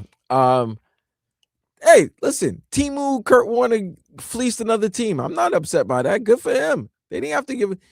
They needed a quarterback. They went all in last season. So they traded 2 first-round picks for Sauce Gardner. They gave up a lot to try to win. They went for it all, and Daniel Jones got hurt. The offense was not the same with old man Phillip Rivers. Now, I thought after seeing that injury, he would be gone for at least a year, but they're saying he'll be ready for the start of the season. Start of the season, then that's different. Yeah, he'll be ready for the start of the season. So if he's going to be ready for the start of the season and you felt confident in what he did in a 12-game sample, then, yeah, that's the money that you're going to give him. Fine. Good for – why would Dan Jones say no to a contract where he's making $44 million and with guarantees if he hits some incentives, it could be a 2-year, $100 million contract. So good for Daniel Jones. They threw him to the wayside after he signed that 4-year, $160 deal, and they let him go. And he got with some good coordinators, some good coaching, some good coaches, quarterback coaches, and they developed the untapped talent that he had. And now he's a 2-year, $88 million quarterback for the Indianapolis Colts. Yeah, that's a day. That's a day for him, man. Yeah, I'm going to say nay on what Russo said, because this is the thing. If you're an Indianapolis Colts fan or the Indianapolis Colts organization, you got to stick by the saying, the devil you know is better than the devil you don't. But they had no money to get any other devil. How about that? Yeah. So you didn't have any other money. But you know what? At least you know this guy. At least you somewhat feel comfortable with this guy. At least you know what he's capable of and what direction he can bring your team. And you're trying to win now. Clearly, this team is trying to win now. The moves that they made over the last season, they made a lot of trades during the season, trading deadline. They were trying to win now. Yep. So they traded their linebacker, all-pro linebacker or Pro Bowl linebacker in Zaire Franklin. They traded Michael Pittman. They re-signed Alec Pierce. You got Jonathan Taylor, who was leading the NFL in rushing throughout most of last season until Bijan got him, I think. So you have Tyler Warren. The O-line is a little old. All you can do is take your swing, and at least they're taking their swing. The O-line's a little old, but they're taking their swing. They're making a move. Sometimes you swing and miss, and Daniel Jones might be a swing and miss, but at least you took your swing. Let me ask you a question. Who's the best quarterback in their division? I want to say Trevor Lawrence. Okay, is Trevor that much better than Daniel Jones from last season? Yeah. Because they would have won the division if Daniel Jones doesn't get hurt. That's true. They were turning in the right direction. I'm telling when you. Daniel Jones got hurt, that's when Trevor Lawrence and the Jaguars started to take over. Like I said, you got to take your swing. And you know what? As a fan, take your swing. And that's all you ask. Daniel Jones or CJ Stroud. I like CJ Stroud a lot, though. But granted, last year towards the end was rough. Very rough. You and I sat at last weekend in South Beach and watched that last game against the New England Patriots in the playoffs. And oh my God. Remember they were down by 8. I go, I don't think they can score 5 points. You go, well, they need 8. I go, I just don't think they could score 5 points. I was like, I don't think they're trying to tie. They're trying to score. Yeah, you're right. They were moved in the wrong direction. Oh, that was brutal. But so yeah. Mad Dog. I don't got upset with his rant. I don't know about that. Shout out to the Colts. Oh, yesterday, the madness of March happened again in a semifinal of the Atlantic 10 between Dayton and St. Louis. Bennett will drive it. Bennett goes up. Shot blocked from behind. Jones with the rebound. Extra pass to Connor for 3. Yes! 14 seconds left to play. They got a timeout, Tom. McContry. 9 seconds. Avila from the middle. It's good! You won again. It's not over. Burkak across midcourt. High stepping. 3 seconds left. Goes up. Sweeps. It's tipped by. It's good! It's good! They got to get off his time on the clock. 3 lead changes in 14 seconds. Dayton wins at a tip-in. Now, of course, that is a day all day for the March Madness. But when it comes to the Miami Hurricanes, St. Louis was considered a tournament team, but you know, you're hoping they get in with the automatic bid by winning their tournament. They don't. Therefore, now you ask yourself, St. Louis might get in, another Atlantic 10 team might get in. What does this mean for the Miami Hurricanes? Is that a thumbs up or a thumbs down? Canes are in, bro. But where does it affect them any? No, Canes aren't. Does it move them any? I think they're an 8-9 team. No matter what. Yeah. No matter what happens today, no matter what happened yesterday, no matter what happened over the past week. Wait, where's Vanderbilt? Vanderbilt What's is their record? losing. They're 26-7-11. Yeah, they're good. They're good. It was what team was I watching yesterday? There was a team that if they had to advance, it would have been nasty for everyone because they had a below 500 record. That was Ole Miss. It was Ole Miss. Yes. It was Ole Miss against Arkansas. Man, Arkansas barely beat Ole Miss too. That's what I'm saying. If Ole Miss would advance and somehow won the SEC tournament, then now there's a lot of teams with we like to call. We like to say squeaky cheeks because they'd have been very nervous right now. But I think whoever wins, or we're going to be teams that we're going to get automatic bids in these conference tournaments, other than like maybe the Ivy League, where the Ivy League winner is going to go automatic bid. Well, you also have this Dayton VCU game. So Dayton or VCU going to be getting in. Wichita State or South Florida going to be getting in. So we'll see how that goes. I think South Florida was getting in regardless. Okay. Sounds good. So now let's focus back on the Heat. I know we talked about the Heat in the previous segment. I want to get back to some of the post-game comments that the team had. Tyler Hero asked, man, how frustrated are you being swept by little brother this season? Definitely. We're not used to that over here, and we're definitely not happy about it. Pretty simple, Vlad. That's a day. Yeah. He sounds like he's a little dejected. Yeah, because listen, you come back, right, against little brother. That's maybe the reason why you did not play against the Wizards or Milwaukee, because those were games that they felt like they could win with the guys that they had on the team. Set yourself up. And then now, this is a big game, especially in the seeding. You save your guys, you get them ready. We were hyped when we saw that Tyler and Norm were available to come back. And it was like, all right, cool. You didn't do it. And we down by 20 plus. Most of the game. Yeah. Till a late surge comeback at the end. Frustrating, man. You hate to lose to Orlando. It's in the division. It's in the conference. And they're a playoff team just like you, hopefully. Ugh. Well, today is the day of the Lord. So Eric Spoelstra spoke after the game about defense. And he said, can't just be mentally. You can't just be physically. You have to be not just emotionally, but spiritually ready to defend. We can't get it twisted. For us, what sets the tone for games, we have to be mentally, physically, emotionally, spiritually ready to defend. I love that our guys, feel great about our offense. You want to have that confidence, but you're going to have games like this where you're just not going to be able to put 150 on the board, and whichever team can really, really set the tenor and tone of a game defensively probably has the best chance of controlling the game. And for large parts of the game, they controlled the game, defensively. Second half was better, for us. Like I said, being able to hold them, under 40% and 50 points, some version of that in the first half, and we're probably in great shape.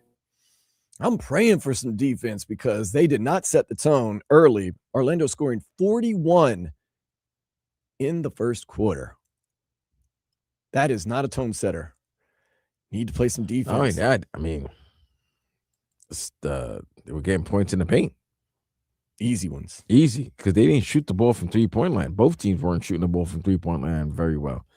Orlando was 10 out of 32. Miami was 12 for 38. Both shot 32%. Terrible. But what they also did very well, shoot from the free throw line. Now think about it. You lost by 4. You had 5 misses. They shot 92% from the free throw line. We have that is a little strange. We have had some issues at the free throw line this year, I've noticed. Sometimes it's come back to bite us. Sometimes it hasn't. Nonetheless, that's one of those things you got to start. Once again, they're doing their best. They're trying. But you got to tighten that up, man, because that's points off the board that you should be getting. If you look at this game in the stats, you're right. Terrible. Other than, they out-rebounded you guys. 49 to 32. That's bad. So if you're getting out-rebounded by 17. That's why you're down 20 most of the game, and you got to make a big comeback at the end. Yeah. Easy to see why the game played out the way it did, because, that's it. Of course, you can wager. You can't wager on this site, but you can weigh in 305-567-0560. You can also jump on the YouTube or Twitch page, 104.3 FM WQAM, and have your comments heard and read. Somebody text in, or they wagered in, or weighed in.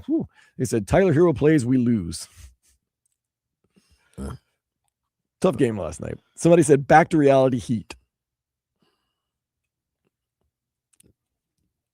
Those are the type of losses when you're on a winning streak. It deflates the fan base, especially when you lose to a team who's had your number all season, maybe the last 2 years. I gotta check their record because it seems like Orlando's beating the Heat like at least 11 out of 12 games, maybe something like that, or 10 out of 12. I'm not gonna go that far because there were times in the past year or two that I've been like, little brother, we're gonna win, and we would win, and I'd feel good about myself because I got it right. But nonetheless, it was a little bit of a deflating loss, but it can be just a minor bump in the road if you take care of business Tuesday night up in Charlotte against the Hornets, who are a good team. Not a great team, but a good team.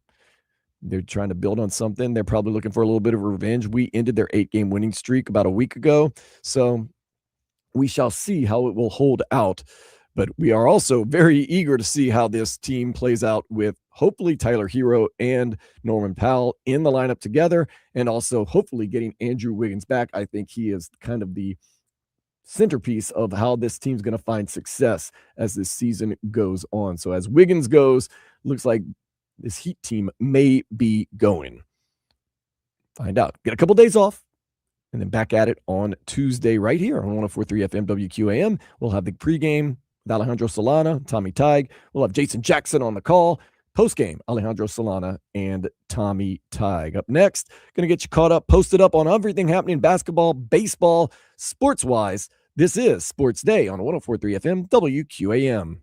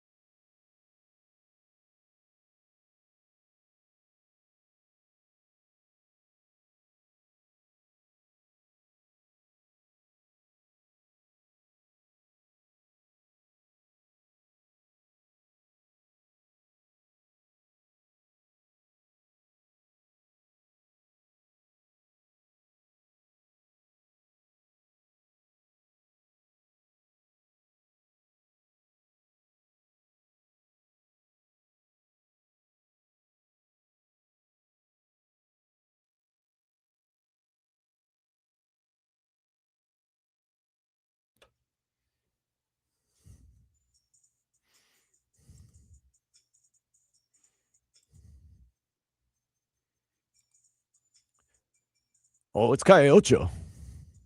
Gotta show love to 305. 305 just celebrated the other day. Don't know, nah. Trick Daddy. Love old Trick. And Trina. Don't forget Trina was on this. The baddest one. Trina. Love me some Trina. Couple teams trying to punch their ticket to the big dance. As it is just about to go final, Yale up on Penn 75-72 with about 5 seconds left to go. I like to hear some Ivy League trash talk. What do you think they say to each other? Very smart stuff. They're good. I bet you they're a lot dirtier than you think. Dayton getting whooped right now so far by Virginia Commonwealth at halftime. It is 40-25 at halftime in the SEC Tournament Championship. Arkansas up 41-39 on Vanderbilt. Coming up at 3:15, you get South Florida, Wichita State. And then at 3:30, it is Purdue, Michigan in the Big Ten Championship. Then at 6 o'clock, the big reveal for who is in, who is out, and where they will be seated. Ladies, it is at 8 o'clock. So prepare yourself. As Eric Spoelstra would say, mentally, physically, and spiritually. And spiritually on this Sunday. Oh, it's the Ides of March too, Vlad. Oh, it's March 15th? Yeah. What's that? This is when Caesar got killed? Yeah, Et tu, Brute. Brutus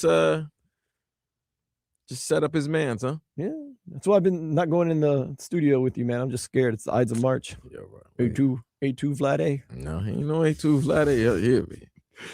Oh, man.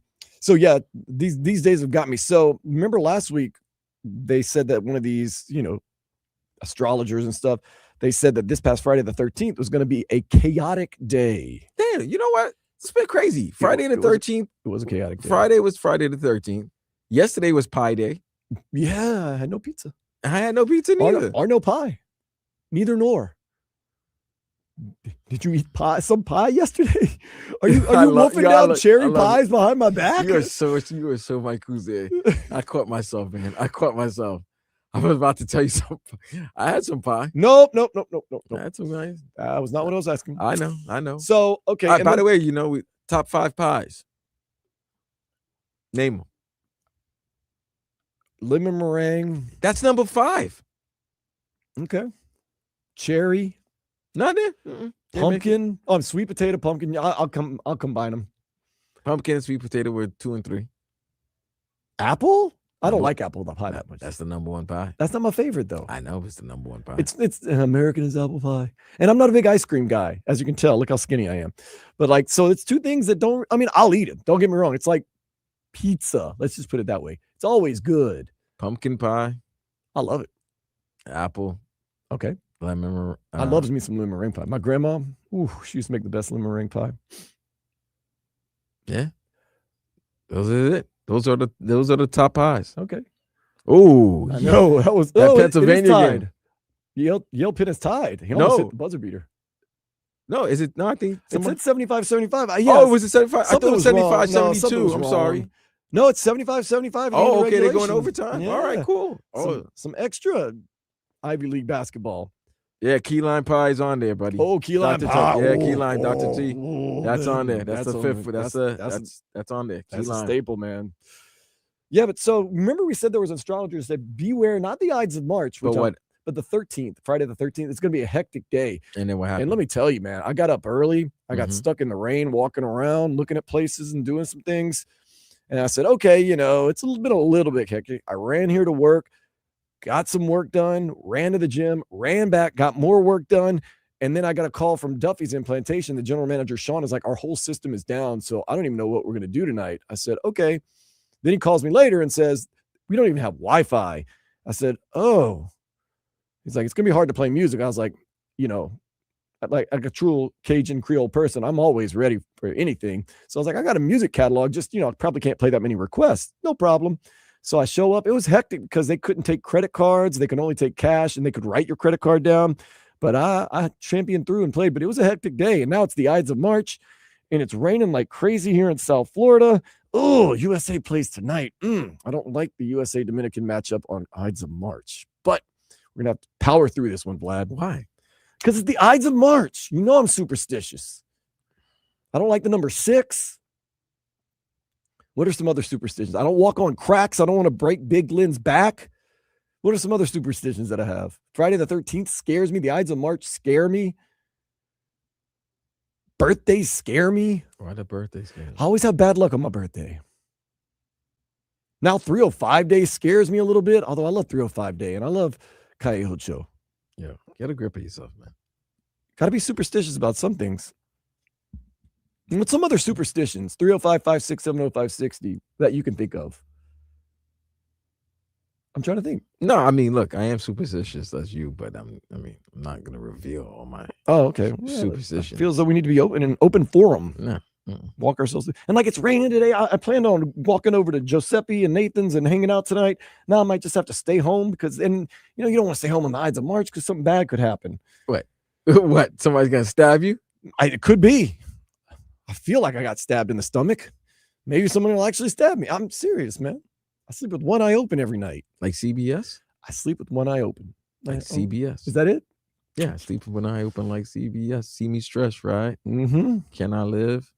No. Okay. Well, this World Baseball Classic. Okay, I was thinking about things to do tonight and what games I can watch if I get reined in. Well, you're gonna watch the U.S. first. Yeah, I forgot about that. So I'm good on that one. And then WPLG is rebroadcasting the 83-point performance by Bam. I don't worry about it. I lived that one. I'll just watch the Panthers as they play tonight, and then I'll watch the World Baseball Classic and the Panthers. I'm good. And there might be a soccer game on somewhere. There might be an MLS game on somewhere. Oh, maybe. Okay, so there's things, but there are things to do on this. I've got things to do now on this rainy Sunday. I'm putting together a plan because I'm feeling I might get reined in, and dude, I do not need to be reined in right now. Okay, so yeah, Florida Panthers 8:00 against Seattle. That's good. World Baseball Classic, USA, Dominican Republic. Speaking of USA and Dominican Republic, the road to the World Baseball Classic Championship is heating up. Watch Team USA take on Team DR in an epic semifinal showdown, March 15th, which is today, the Ides of March, at Lone Depot Park. Don't miss Aaron Judge and Kyle Schwarber go head-to-head with Sandy Alcantara, Fernando Tatis Jr., and Juan Soto, who will earn a spot in the highly anticipated championship game. That's going to be on St. Patrick's Day. Be there to see who makes it to the end. Get your tickets, marlins.com/WBC. Now, we talked about this. Now, this is the Ides of March. St. Patrick's Day, no superstition there. That is a great day here in the United States. How many things in March is going on? Damn it, man. Friday the 13th, Pi Day yesterday, Ides of March today. I know something happened. Oh, tomorrow's 3/16. That's Stone Cold Steve Austin Day. Oh, that's a lot of beer day. And then you saying St. Patty Days. There's a lot of drinking going on this week. It's true. At St. Patrick's Day, we talked about it, is going to be a giant day because it's going to be so much going on with the NCAA tournament starting. You're also going to have, I think, the Heat and the Panthers playing. I'm going to be at Duffy's Implantation playing the tunes, drinking Dos Equis beer all day. If you're saying, Dan, why are you drinking Dos Equis on St. Patrick's Day? Because I gave up stouts and porters for Lent, so I cannot drink my usual Guinness. Got to sacrifice, sometimes. Liverpool's beating Tottenham right now, if that means anything to anybody. Premier League. It's going to be fun. Well, tomorrow's Austin 3/16 Day. What do you do to celebrate Austin 3/16 Day? Drink a bunch of Busch Light? You drink a beer and just says, I just whipped your ass. Oh, okay. Yeah. You sit there and you thump your Bible, talk about John 3:16. Well, Austin 3:16 says, I just whipped your ass. Okay. That sounds more like it. So yeah, just go drink beer and start whipping people's ass. Oh man, it sounds, and shoot them the bird. Not like my day, man. But if the holiday calls for it, I'd have to get out there and do it. Just saying. Austin 3:16. There was a time when Stone Cold Steve Austin was the biggest thing going in sports entertainment. There was none bigger. Well, I mean, a guy that lived in Davie might beg to differ. Who was that? He just became the biggest star in the world. Wore number 94 for the U. Oh, The Rock? People's Champ. No, I said for a time. Before The Rock was... No, Austin 3:16 was before The Rock. Yeah, they were around the same time. I thought that kind of dovetailed into The Rock's success. Okay. They were... The Rock was there. I watched a little wrestling back then. Yeah. It was around the same time. Okay. My wrestling timeline's a little off, so... But Yeah, no, Austin 316 was the biggest thing going on in sports entertainment. You are right. For a while. And then For a while. went into The Rock. Yeah. It took The Rock a little while to get his momentum going. It did. His fan. It did. It took around. It took a while from Rocky Maivia. It's cool to see their trajectory, because remember, Stone Cold Steve Austin was stunning Steve Austin. If you were in the WCW Yeah. days. And like, remember The Rock, and like, he kind of went through a couple stages. Rocky Good guy, Maivia. bad guy, all that stuff. Yeah. Then the People's Champ. Then they figure it out. Then people's eyebrow, the people's elbow. It's bad when the Heat lost and the winning streak is bad. When we opening hour talking about, Attitude Era WWE. 27 years ago. It just kind of went that way, We're talking about the Ides of March too. Tough day for Julius Caesar though, but damn, good run though. Do you think he had a good run? I think he had an unbelievable run. Yeah. He started an empire. He did. He did. They named kings after him. Czars get from Caesar. They have a whole. But your man stabbed you up, B. Not just your man. All your men stabbed you up. That's not good. That's a tough ending. I didn't say it was a good ending. Your whole crew back. They shunned their back on you and got you stabbed up. Is it really a good run? And then as you're bleeding out, your best friend walks up and says, "One more. Walk up." Man. But he got a good line in before he died, though. "Et tu, Brute." Dead. Fade to black. Ooh, I want to hear that song now by Jay-Z. Doom, doom, doom. Is that no, that's not fake. That's public service. That's public service announcement. But, yeah. I'm not as much of a hip hop head as you, man. Although, I had lunch with DJ Laz the other day. I understand where you get the idea that I might be the biggest hip hop head in the world. Ladies and gentlemen, Mike Huzan has been in Victory on cloud 9 ever since meeting DJ Laz. True story. There's visual evidence that I've met him.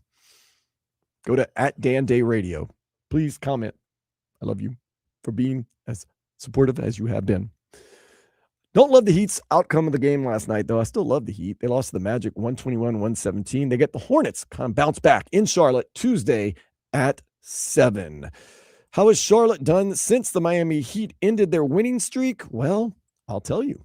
Charlotte Hornets have been 7-3 in the past 10 games, losers of 1 in a row. So they're right at 500. Remember, they lost last night. Not a very good game for them. So they'll be looking to bounce back just like the Heat on Tuesday, right here on 104.3 FM, WQAM. What else is going on? Well, Messi, Rodrigo De Paul took the night off last night for rest as Inter Miami played to a scoreless draw against Charlotte or FC Charlotte.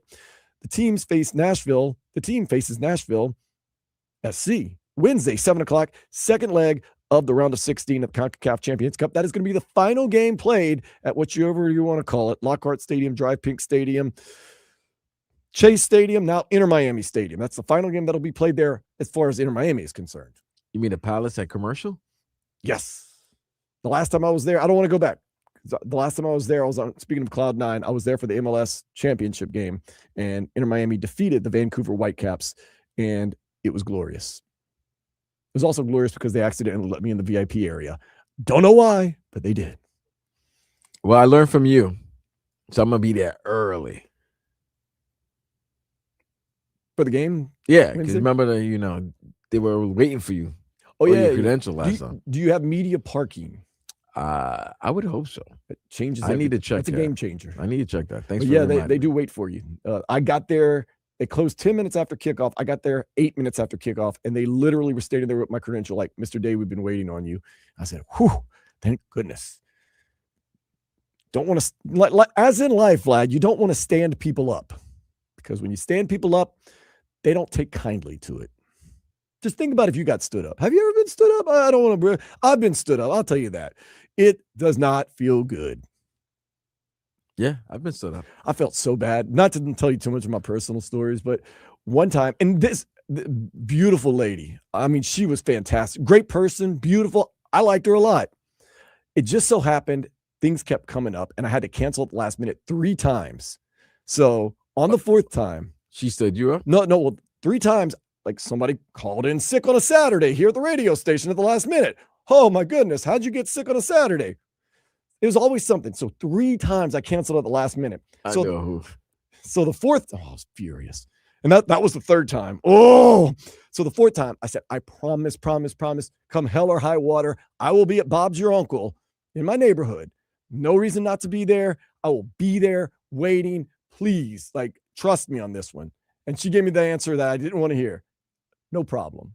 That simply put, I was like, she is going to totally turn the tables on me. So I walk in there, Danielle, the owner, Channing, behind the bar. They said, what are you doing here? I go, come here to get stood up by a date. And they were like, oh, that's terrible. I go, no, it's deserved. I kind of didn't mean to, but stood her up 3 times, and she's got payback coming. Needless to say, Vlad, never heard from her or saw her at night or ever again. That's tough, bro. But you know what? In a way, I didn't deserve it, but I did. That's why I used to always say, if you can get stood up, always have a call to the bullpen. That's true. I did have a call to the bullpen that night. Always have somebody on standby, baby. I did have a call to the bullpen that night, and that also didn't work out. Oh, very good for me in the long man. run. See, that's not good. You don't have a deep bullpen. No, my pitching depth is weak, man. Right now, yeah. right now, I have no bullpen. I have nothing. Now you need Actually, I'm out. I'm out of the game. always have a spot starter ready. I love the long relievers.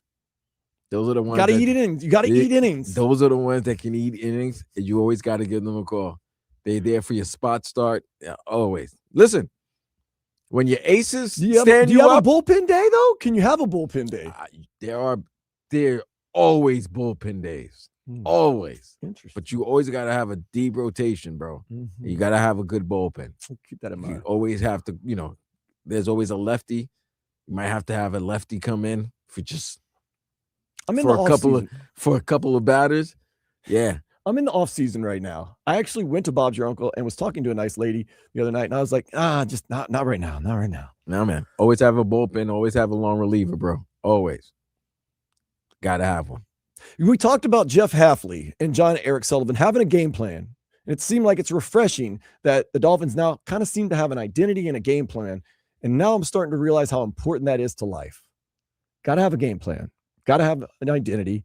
Got to have contingencies. Fam, if you get a hotel room in the whole 9 and then all of a sudden, boom, you spend all this money and all of a sudden you can't. I ain't spending a deal. Not for it to be used. I'm not sitting there for 3 hours for no reason. Call the bullpen. 3 hours. Yeah, man. There's always, man.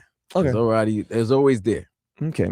I don't even know where we left off. Oh, slump busters, the whole 9. Call the bullpen. I don't even know if we're talking sports or what we're even We're talking about. sports. No, we are. We're talking sports. It is a sport. ESPN has given the Dolphins an A for their free agent signing of Malik Willis. And we heard from Malik Willis earlier. Quite impressive, I thought. Now, it's got to be impressive on the field too. But I like the answers that he gave. Okay. Panthers, Seattle Kraken tonight at 8. Sam Reinhart not making the West Coast trip. Tough. 4 games. He will not be in tonight and the next 3 games. I keep waiting for that final nail in the coffin. I'm scared. No, you don't. I don't want that final nail. I know you, but you keep the feeling that it might happen. This feels like it's getting closer. Like, but maybe the team rallies. Come on. Paul Maurice and the guys, when their backs are up against the wall, they get better sometimes. So let's see who lost yesterday. Did anybody lose yesterday that we needed for the Panthers? Go ahead. Continue the other ones. other than Christopher Columbus High School, they won their 5th straight boys basketball state championship. They didn't need the Boozer brothers for this one, so that's pretty darn cool for them. Canes baseball team, they're finishing up a series against Duke up in North Carolina, hoping to get their first ACC series win of the season. Got a little Marlins baseball going on right now if you're into the spring training, and we love the Marlins. 0-0 right now against the Astros in the 5th inning, if you're wondering if anybody stood out for the Marlins in this game. Heriberto Hernandez, 1 for 2. Griffin Conine, 1 for 2. And Yuri Perez pitched 4 innings of scoreless baseball, striking out 5 and only walking 1. So it's looking like Yuri Perez starting to get in shape. The starting lineup and speaking of starting rotations, the Marlins do have a strong starting rotation for this upcoming season. Sandy Alcantara, Yuri Perez, Jansen Junk, I think Braxton Garrett. Pretty good. You like the 5? Yeah, I'm some, but I saw some rankings, and the rankings are pretty good for the starting rotation for the Miami Marlins. So we're very excited about the season. March 27th, 7:10 first pitch. Sandy Alcantara taking on Colorado Rockies. You and I have been to a Marlins Rockies game. I've been to a lot of Marlins Rockies games. Middays, of course. Bunch of midday games this year. Cannot wait. Nothing like meeting up here. Oh, we're going to White Sox Wednesday afternoon. Oh, yeah. 1:10 game. Can't wait. The earlier, the better, as you ask me. I can get drunk. We meet here usually around like 9, 10 o'clock and just head on down. Beat the traffic, you know? It's true. That's why I do it. Parking, traffic, everything good. Speaking of good, it's always good to take a step into the day spa. Cal gallstones are now more valuable than gold. Gallstones? Gallstones. You know, like kidney stones, basically. So Yeah. a cow passes the gallstone. Oh, a cow. Moo. So if a The vaca. Oh, so if cows If a cow- pass a You gallstone, better keep it because it's worth more than gold right now on the market. Why? Facts? Why? Because in China, cow gallstones are used in many healing medicines and are obviously very highly coveted. why don't you just learn why? And then why would you want to? Okay. I mean, the facts are the facts. You know, gas prices are going up. So are cow gallstones. So, All right, man. Save those gallstones. and that's the thing, man. You see a cow gallstone, don't. As I hate to say, don't poo-poo it. Just go on ahead and pick it up. How do you pick it up? From the poo-poo? Well, I'm guessing it's more of a urine thing. Or is so, it from the urine? Yeah, you probably put some gloves on and just. And you're looking at see if some stones are coming through the urine? Well, you probably see it on the ground as it, when a cow goes to the bathroom. I mean, you kind of want to stand back a little bit. All right. Have you ever seen a cow go to the bathroom? No, It is like going to a water park of I'm not nastiness. trying to. It's not on my bucket list. Okay, well, I'm just letting you know. Speaking of bucket list, we got to talk a little bit more about the Dolphins. There's a new quarterback in town, Malik Willis, and a new organization kind of going a different direction. We're going to talk about some of the things we've noticed about these guys over the past couple of weeks here on 104.3 FM WQAM.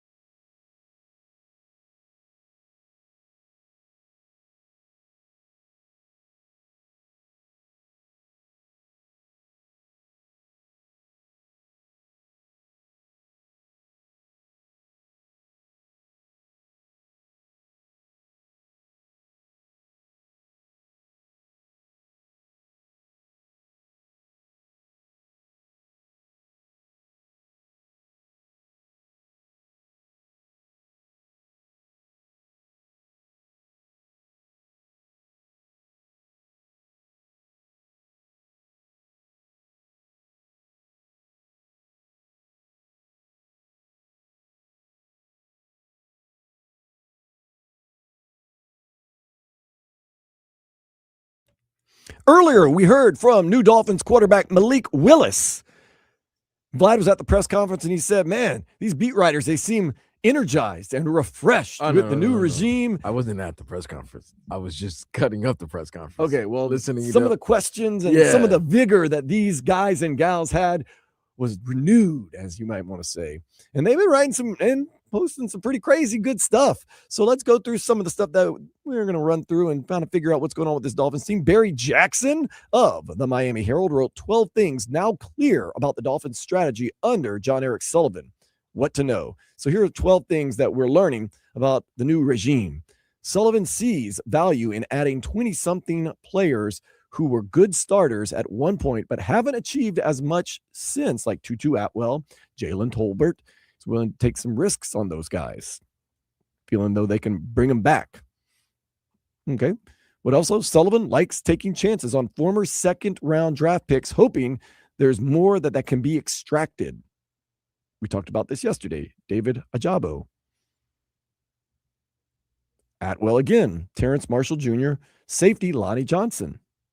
Is he just trying to maybe save some money and fill out the roster? Or does he really see a lot of potential in these second-round picks, Vlad? Don't know. We'll see. Here's something else. You must be able to play multiple positions on offensive line if you want to play here. Pretty good strategy. I think that's the strategy that's being used across the NFL. Like they want O-linemen who are versatile that because injuries always happen in the offensive. So they could slide one guy to from tackle to guard or guard to tackle. Yeah, that's very useful in today's NFL. Valuable asset. But they cut Liam Eichenberg, who was one of those Swiss Army knife type of guys. He might have just been a Swiss.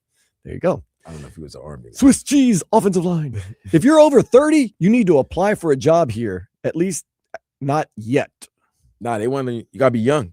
Yeah, that makes sense. If you're starting a new regime, you probably don't want to start it with old pieces. Nah, man, they want they're more old farts, man. They want young guys. You can pretty much rule out two prominent players from the Dolphins pick at number 11. What's that? Who? But they figure into the team's strategy in a significant way nonetheless. Here we go. And he writes, though Sullivan says he will pick the best player available, two potential top 15 picks wouldn't make sense because of their position. Notre Dame running back Jeremiah Love and Alabama quarterback Ty Simpson. So no Ty, huh? Let's see. Though Kansas City signing Seattle Kenneth Walker Jr. last week greatly lessens the chance of the Chiefs taking Love at number 9, some draft analysts believe the Commanders will pick him at 7.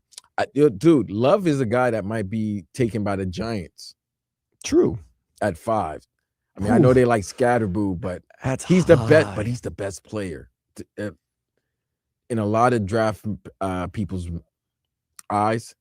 He might be the best player in this whole draft, or he is the best player in this whole draft. Some people are saying his measurables are comparable to Saquon Barkley, and if you can get a Saquon Barkley and that's Jeremiah Love, then you definitely probably want to go out there and take that risk. Is this a scary offense? Miami Dolphins? No. Well, no, not Miami Dolphins. I think it's scary. I'm talking about the Giants. You have Jackson Dart. You have Malik Neighbors returning. You have they signed Isaiah Likely from the Ravens. Mm-hmm. You have Scatterboo coming back from injury, but if you put a Jeremiah Love there, that's a scary. Some firepower. Yeah, that is a lot of good firepower. All right, well, Barry Jackson goes on to say, but what did Barry Jackson? And what if a team with a pick in the teens or early 20s falls in love with Ty Simpson and wants to grab him, or they want to grab him at 11? What if the Jets, who pick 16th, become enamored with Simpson and are determined to jump the Rams, who pick 13th, and need to start planning for a post-Matthew Stafford era? So Love and Simpson obviously wouldn't make sense for Miami, but they could be pawns to extract some draft picks. So you feel as though you got...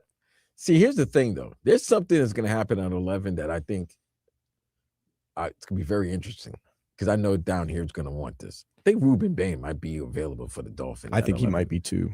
So that is something I want to see. And they say right now we don't have a lot of edge rushers, and they're evaluating Chop Robinson. And we know this new regime, they're very honest about things. We don't have edge rushers, and the one we got, we're evaluating, which means something. I got to give my boy Jerry Lawrence credit. He's really good at this. A lot of these teams, a lot of these guys have grades on these players already when they were looking at them when coming up in the draft. So if Halfley had a high mark on Chop Robinson, you'll know. If he didn't, you'll also know. Mhm. So if he could fit the scheme that they're running, and they liked him when they were scouting him when he was coming out, because it was only 2 years ago. We're going into Chop's third season. Right. And I believe Halfley joined the Packers 2 seasons ago. That is correct. And he was the coach at where? Boston College. And Chop Robinson was at Penn State. 2 different conferences, obviously, but I think they would know each other. They know the personnel around there. It's not that far. He might have even recruited him in college. That's what I'm saying. Yeah. So he might have a more in-depth knowledge on Chop Robinson than you might initially think. He has a grade on him. He looked at him. He knows about him. That's for sure. About him. He might not know him now, but he knows about him.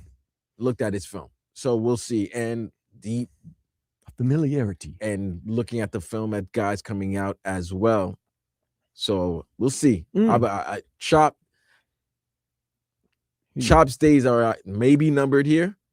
Last year would suggest that, but I wouldn't be shocked if it'd be interesting if Ruben's available at 11 if the Miami Dolphins do not jump on that opportunity. Yeah, I like this a lot. If you're a defensive back, you cannot be a Smurf in the Sullivan regime. So far, Sullivan has signed 9 defensive backs, not a single one shorter than 6 foot. Most are 6'1", 6'2". The 2 holdover defensive backs he signed, Ethan Bonner and AJ Green, 6'1", 6'2", respectively. He bypassed re-signing 5'10" Cater Kahu and 5'11" Jack Jones.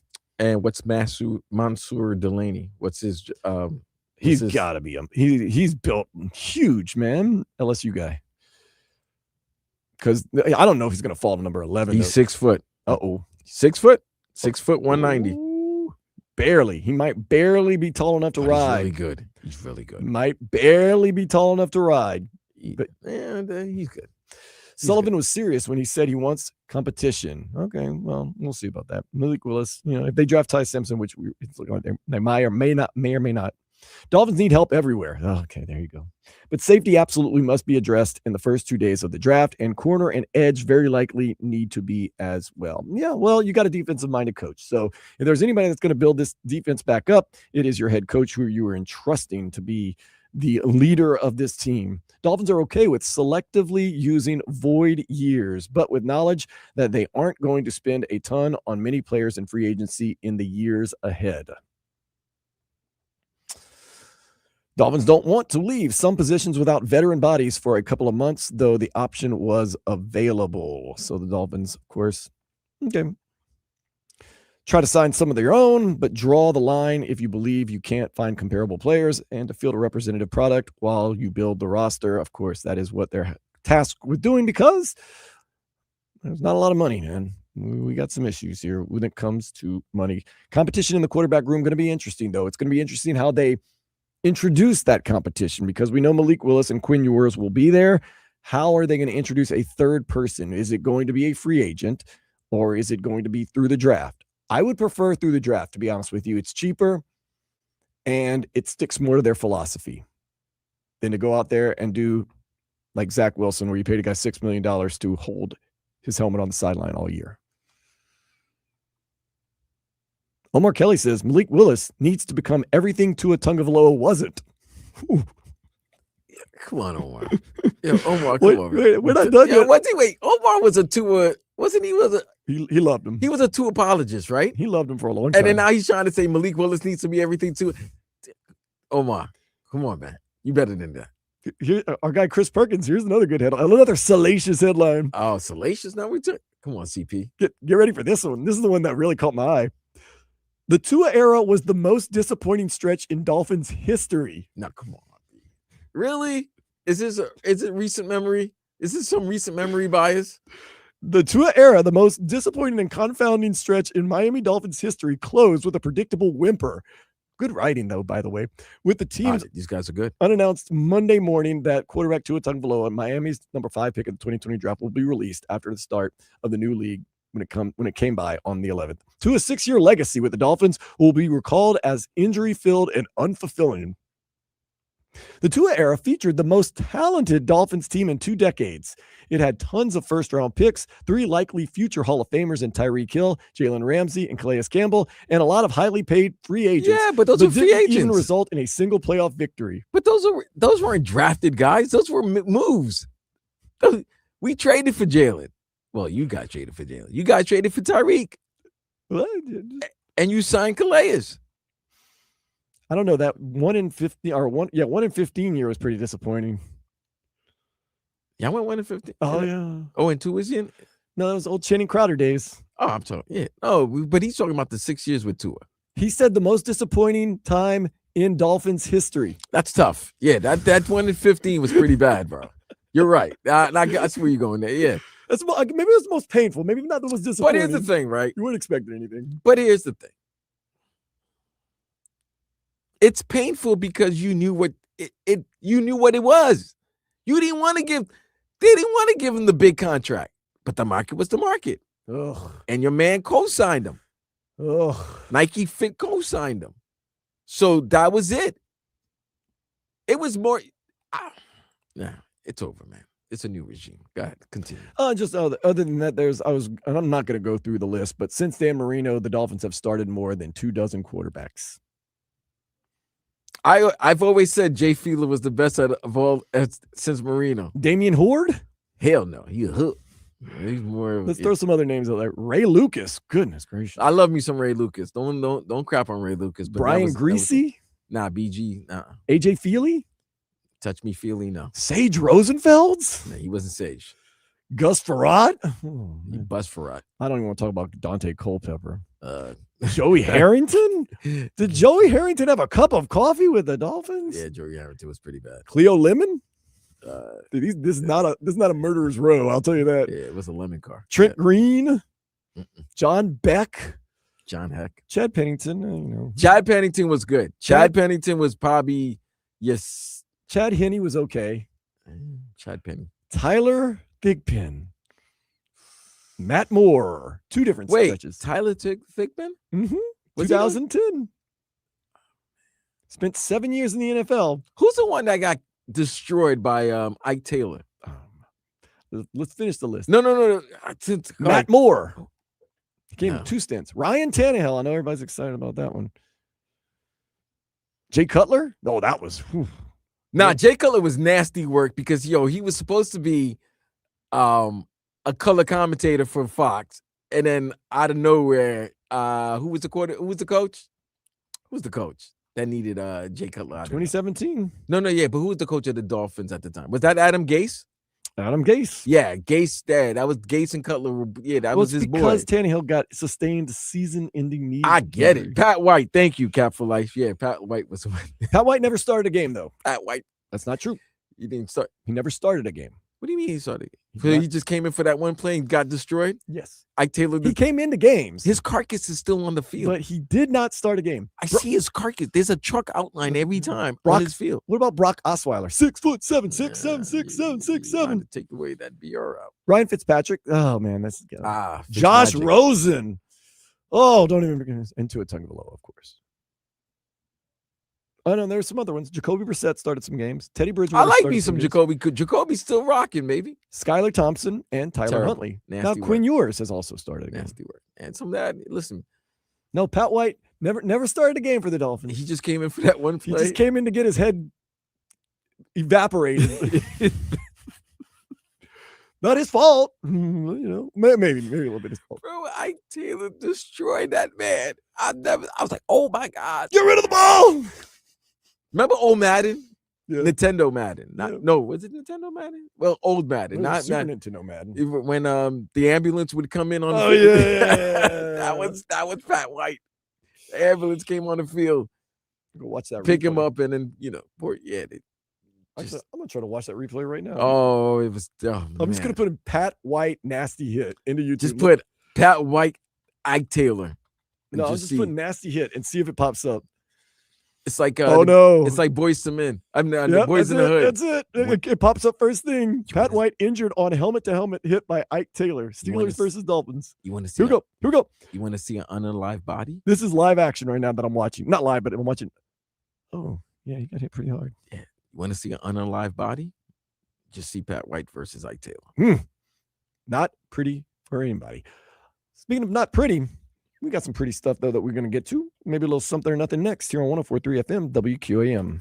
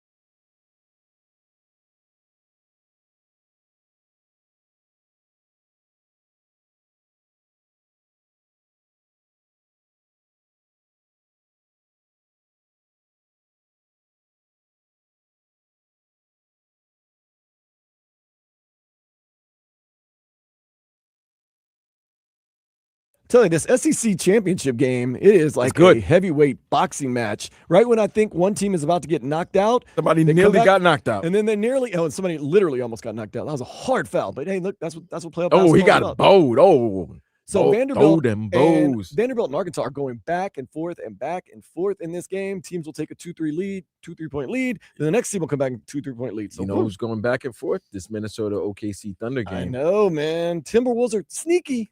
They got that guy. They got a face. And they also got Randall, that is a pretty darn good quiet player. We'll see. It's always Julius. It's always real. Another Julius. There was a time in Pelicans history where Julius Randle was the leader of the team and the best player on the team. Yo, say word. There was a time in Knicks history that Julius Randle It's was true. the face of the team and the leader of the team as well. That's when you know you got to rebuild some things. Man.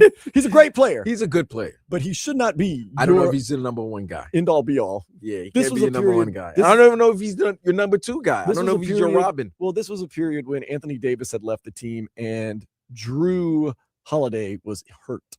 So you kind of just. I'm not gonna hold you. When I look at your team's history, you've had some ballers. And it's just, we've got them great draft picks. DeMarcus Cousins was on there. Chris Paul, CP3, Drew Holiday, Boogie Cousins. Yeah, I said DeMarcus. Oh, okay.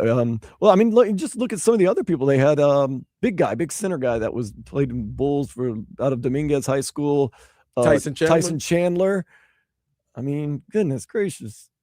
Even Jarrett Jack was a good player. No, I don't know about that.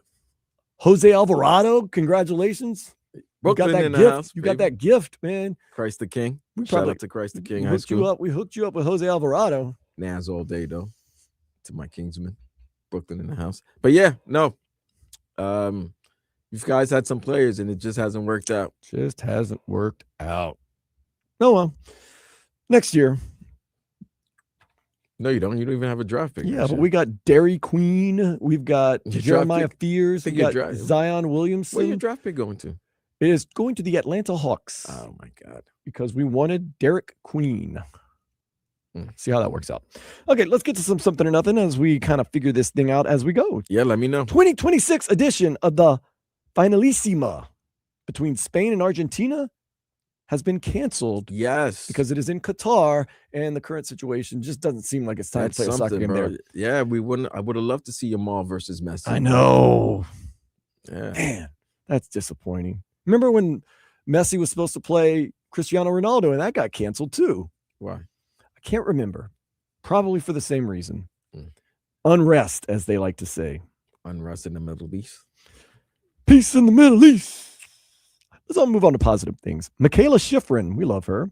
She wins her record-tying 8th World Cup of Slalom in Sweden. Right, something or nothing. Something. She just got a gold medal That's again. an accomplishment. She said, what a career. I'm guessing she's going to have quite the career once she decides to get off the slopes, too. Seems like she's got a lot going for her. Jack Osborne. Uh-oh. He named his baby daughter Jack after his dad, Ozzy Osbourne, R.I.P. Something or nothing. So wait, he named his daughter Ozzy? Mm-hmm. Yeah, man. Keep it in the family. That's what. There's nothing wrong with that, man. Good, It's a cute little name for anybody. Ozzy. Look at little Ozzy. Yeah. And I mean, people are going to know who she is, so it all makes sense when they hear that. They're like, Ozzy. A German man was very upset at a Bundesliga game the other day, a soccer match the other day. Who was playing Bayern? It was League 2 in Bundesliga. League 2, okay. He was a little upset, and he felt as though if a VAR review didn't go his way, it wasn't going to go his way. So he donned a mask and unplugged the VAR machine. That's something petty, and I like it. I like it. If I was the referee, I'd be like, all right. He unplugged it. He unplugged it. That's going to stop anything. Put some mask on, though, at least. At least he's heard.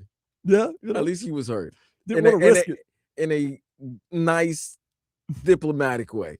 Nobody needs to, there was no violence needed to be handed out or done. Speaking of violence, a humanoid robot was arrested after attacking and sending a 70-year-old woman to the hospital in China. Something or nothing. Wait, a humanoid? A humanoid robot. If it's a robot, it can't be human. Humanoid robot, meaning it's a robot in the likeness and image of a human being. It attacked a 70-year-old woman, sent her to the hospital. How do you arrest it, though? Like, do you put handcuffs on it and take it in the squad car? Are you gonna handcuff the robot? They did. Oh, I watched the video. That robot's about to go. That robot's about to kick everyone's ass, man. It's like Terminator in that bad boy. Maybe that's why they did it. Like, in prison, beat everybody. Who said it? Play with science. Was it Eminem that said he'd take you and beat your ass legally, or was that Kendrick Lamar? I can't remember. I'm getting all my rap mixed up. I don't know how you're gonna mix up Kendrick and Eminem. So who said beat your ass legally? I don't know. Can I get more context to that? I don't remember the rap song. I'm not a rap head. We've established this already. Anyway, back to that. Yes, that is something crazy for a robot to just start beating up people, and then you think you're gonna handcuff the robot, and like the robot can't beat you up. Eminem, role model. There you go. Same's almost. No, it's not. No, it's not.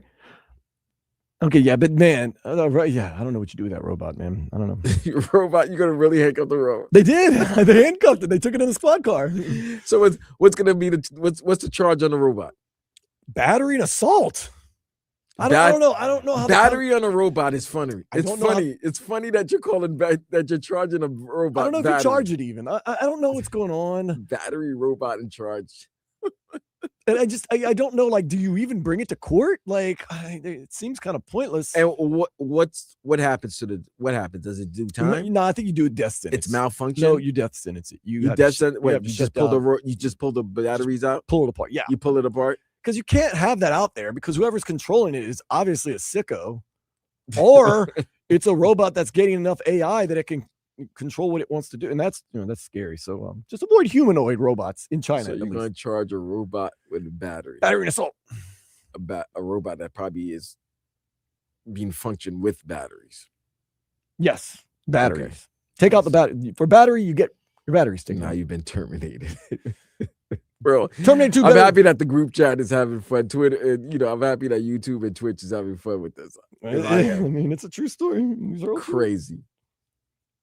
All right. Last but not least, a 36-year-old Great Britain woman. Okay, great. She had a vodka-fueled rager.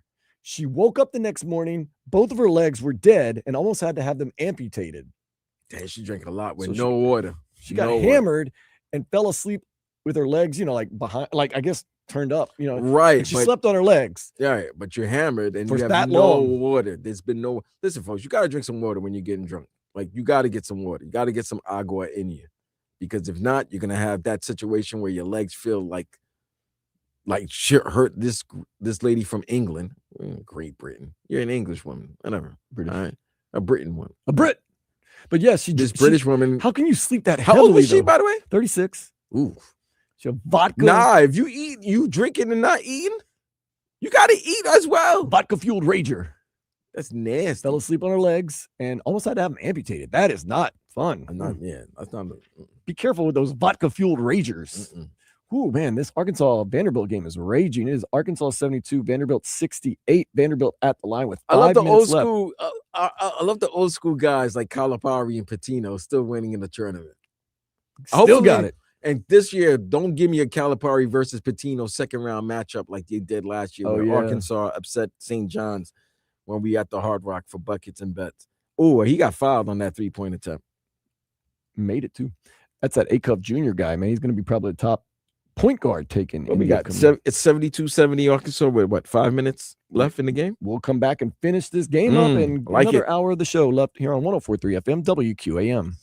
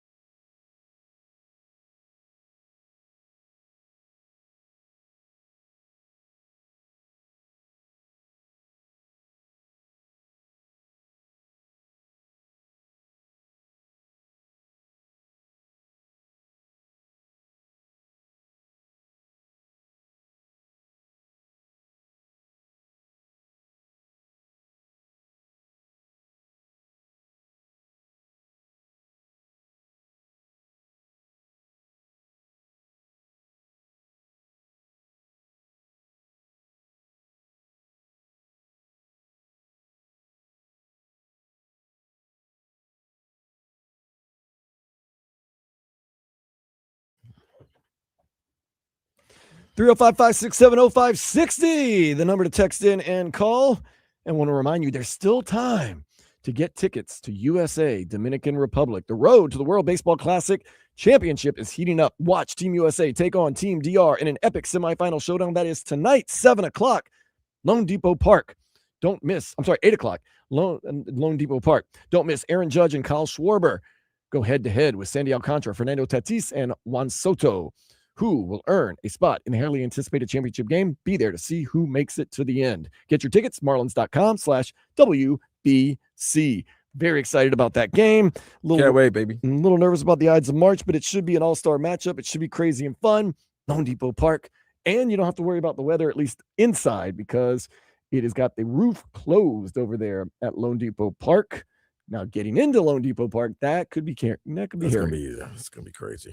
Could be a little bit messy. And I'm not talking about the soccer player. It's supposed to rain up until 7 p.m. So now Arkansas has thrown a punch. They're up 77-72 with under 3 minutes. Yeah. Under 3 left. This game has looked like, at least for our very competitive and fun. Very good SEC battle. And Oklahoma City has taken the lead over Minnesota. They're up 91-80 with 8:45 left in the fourth quarter. They had Shea. Shea's been shooting like crap today, bro. He's 3 for 16. That 20 points streak might be in jeopardy right now. All good things got to come to an end. But yeah, you know what? You're not going to care if your team wins. Nope. You're not going to care if your team wins. And dude, really, you know one guy who he's a baller. That's all I can say. Alex Caruso, bro. Mm-hmm. Alex Caruso. If Shea's only got 10 points for OKC, but he's got 15 points on 6 for 10 shooting, and Isaiah Joe's 7 for 12 with 18 points off the bench. So if you're getting 40, look at all the points they've got off the bench. They've got 51 points off the bench. 51 of their 91 points have been off the bench for Sign OKC. of a good team. They find a way to win. Of a championship team. Yeah, they find a way to win on any given night. Find ways to win. Be consistent. That's what wins championships. Heat, they were consistent until last night when they weren't consistent, especially on defense at the very beginning of the game. They weren't spiritually ready on a Saturday night to play defense, especially at the beginning of the game, as they lost to the Magic 121-117. With that, the Magic sweep the Heat this season in their 5-game series throughout the season. Next up, Hornets in Charlotte Tuesday. Get right game at 7 o'clock, hopefully. Should be interesting. Charlotte's going to be looking for a little get back too, because we ended their winning streak the other day and they lost last night. So they were looking to try to get back. I would say this is usually when the team's coming from a West Coast trip like that first game back, it's usually tough, but they have 2 days off. That's good. Yeah, so that should help them. That is good. Messi and Rodrigo de Paul did not play last night due to rest in Inter Miami's scoreless draw with FC Charlotte. Teams face, why do I keep saying teams? Inter Miami faces Nashville SC Wednesday at 7 in the second leg of the round of 16 of the CONCACAF Champions Cup. Daniel Solana did not join us today, our soccer expert from This Is Football podcast, because he is in Uruguay.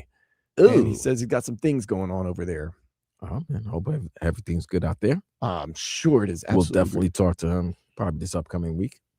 Man, Inter Miami, I would be so disappointed if they don't get a win. They better score a goal. I like to see a goal to be scored. I will be there Wednesday night for the last game at Chiefs Stadium. Inter Miami Stadium. We hopefully will be at the new stadium next week on the 4th. Oh no, that's 2-3 weeks from now. Okay, I don't even know what day it is, man. To be honest, it'll be 3 weeks from to 3 weeks. Today's the Ides of March. So 2 weeks gets you to 2 weeks. 3 weeks. 3 weeks. Yeah, 3. Wow. Arkansas just made it 80-72 now. Look like they're pulling away and we'll get the automatic big. Not in this crazy game. SEC tournament. Don't start.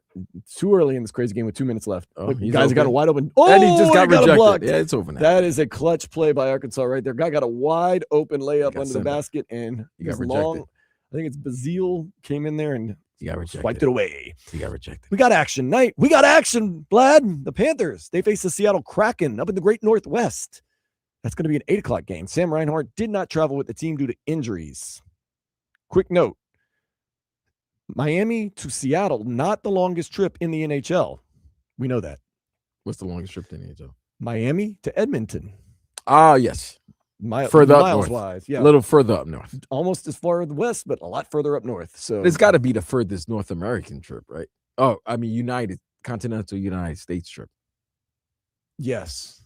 I was thinking, does Hawaii or Alaska have a team? But they don't. No, they don't. Although Alaska wouldn't be the worst team to put a place to put a hockey team. I don't know if you have enough people, but it would be a cool place to have it.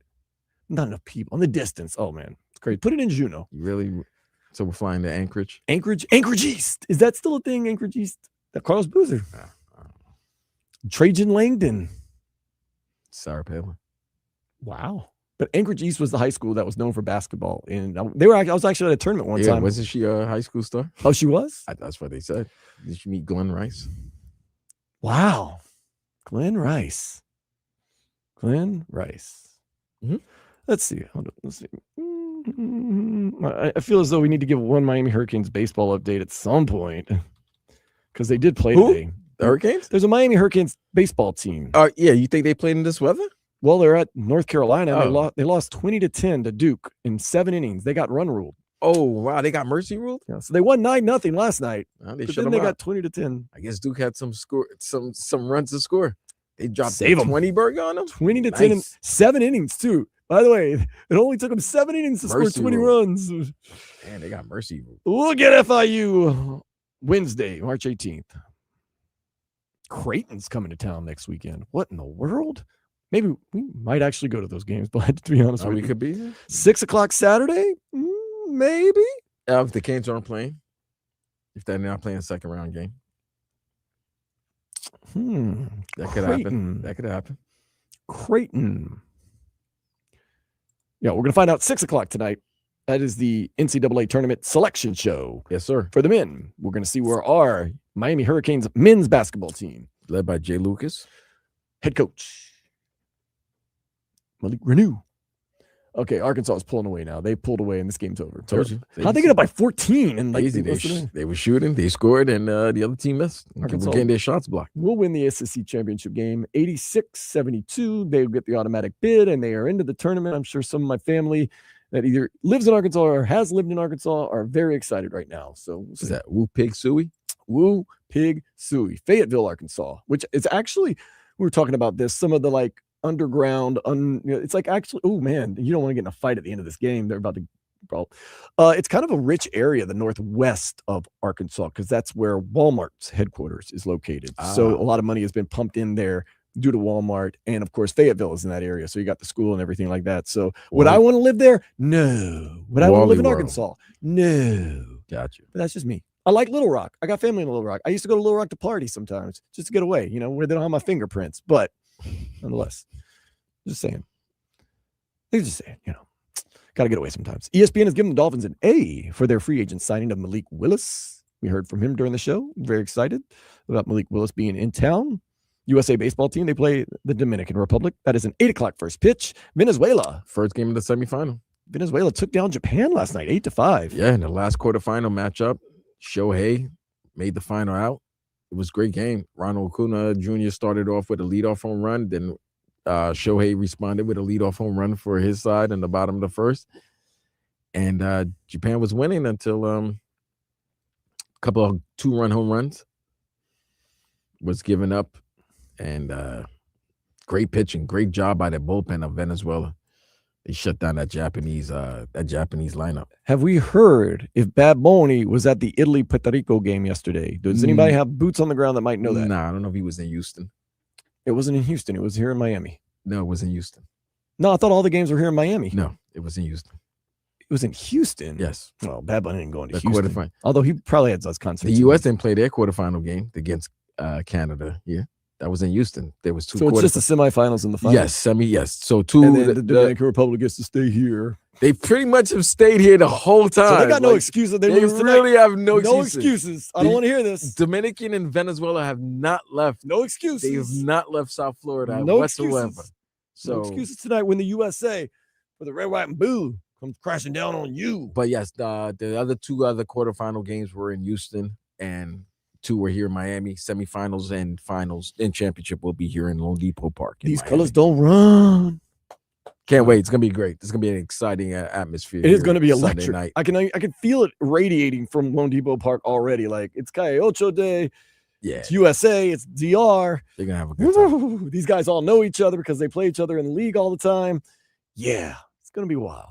It's going to be wild. It's going to be a party for both sides because I look at the crowds and every fan base has been going wild at these games. Netherlands even, just wild. Our boy Trevor saying tickets aren't cheap. Let me see how much these tickets are for tonight's game. I would not expect it. I mean, every game against here in Miami has basically been sold out.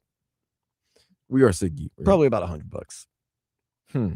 Cheap seats, because that's all I sit. I'm not that guy.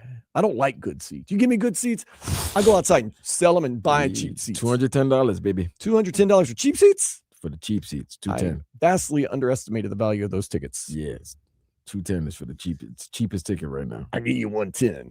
Nope. Okay, I'm good. Yep. Okay. That's not bad actually. $210? That's not bad for one ticket. Or yeah, two it's tickets? not bad. A pair of tickets for one ticket. That's not bad. You talking about the day of the game till you're buying a ticket for a semifinal. You and I live matchup. in different tax. I'm not saying I'm paying for it, but I'm just saying it's not that bad. We've seen tickets. We've seen tickets. We saw tickets for the national title game. Okay, that was crazy. That was just ridiculous. All right, yes, we saw craziness for that. Now we also had our boy Trevor couldn't sell Game 7 tickets to the Stanley Cup Finals one year. That's just that just talks about the hockey fandom down here in South Florida or Edmonton. Well, I mean, Edmonton people. That's a long ass trip for them, bro. That's like 3 flights. That's a Game 7. That's a chance to raise that cup. Step up. I mean, the ticket's gonna cost. I mean, the total price of that trip is gonna cost you $1 billion. It's gonna cost you your left kidney, but yeah, I understand. Whew. Speaking of our left kidney, let's go ahead and take a step into the day spa. Why you want to leave your left kidney in the day spa, bro? That's where I lost it. A woman has broken a record counting out loud. She counted all the way to the number 1,070,000. She did 14 hours a day for 70 days in a row. I know she didn't do it in New York City. You want to try to guess where this woman would maybe, Europe? Here? United States? Canada? The Caribbean? Nope. The Middle East? She's a sister, and she's from Nigeria. African, huh? Yeah. Definitely didn't do it I said, definitely do it in New York.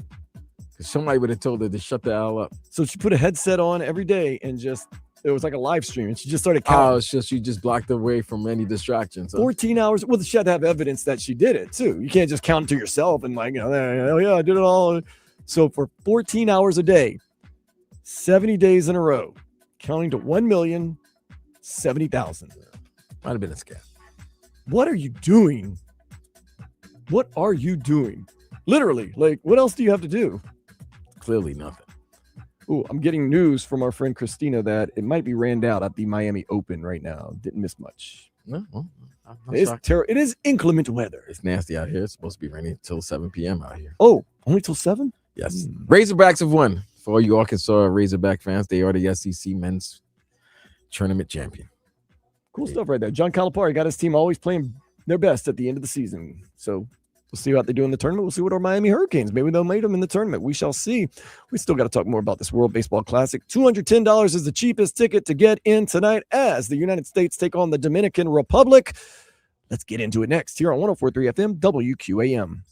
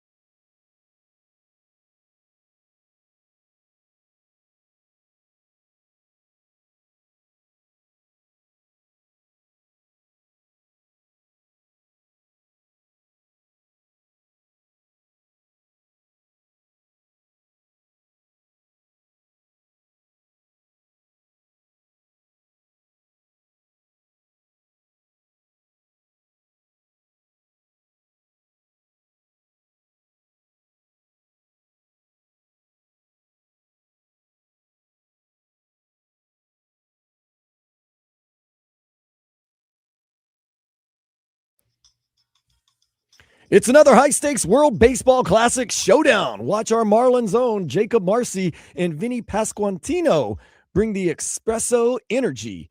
They lead Italy against Ronald Acuna Jr. and Javier Sanoja, representing Venezuela in a winner-take-all matchup for a place in the championship game. It all goes down tomorrow, Monday night at Lone Depot Park. Get your tickets now, marlins.com/WBC. But let's not put the carriage in front of the horse. We got the big show tonight. USA versus the DR, the República Dominicana. Dominican Republic. You know it's going to be a raucous crowd there, and Vlad is going to be there representing the red, white, and blue. Haiti. I'm saying, I didn't say what red, white, and blue you were representing. I was saying you're going to represent the red, white, and blue. Haiti. There's a whole lot of red, white, and blue. I'm saying that's why I'm wearing red, white, and blue. It could be Great Britain. Both countries. It could be the Dominican Republic. Or it could be the United States. It could be Haiti. Okay, it's really United States and Haiti. But just in case things get a little volatile. Oh, yeah. Well, we share the same island.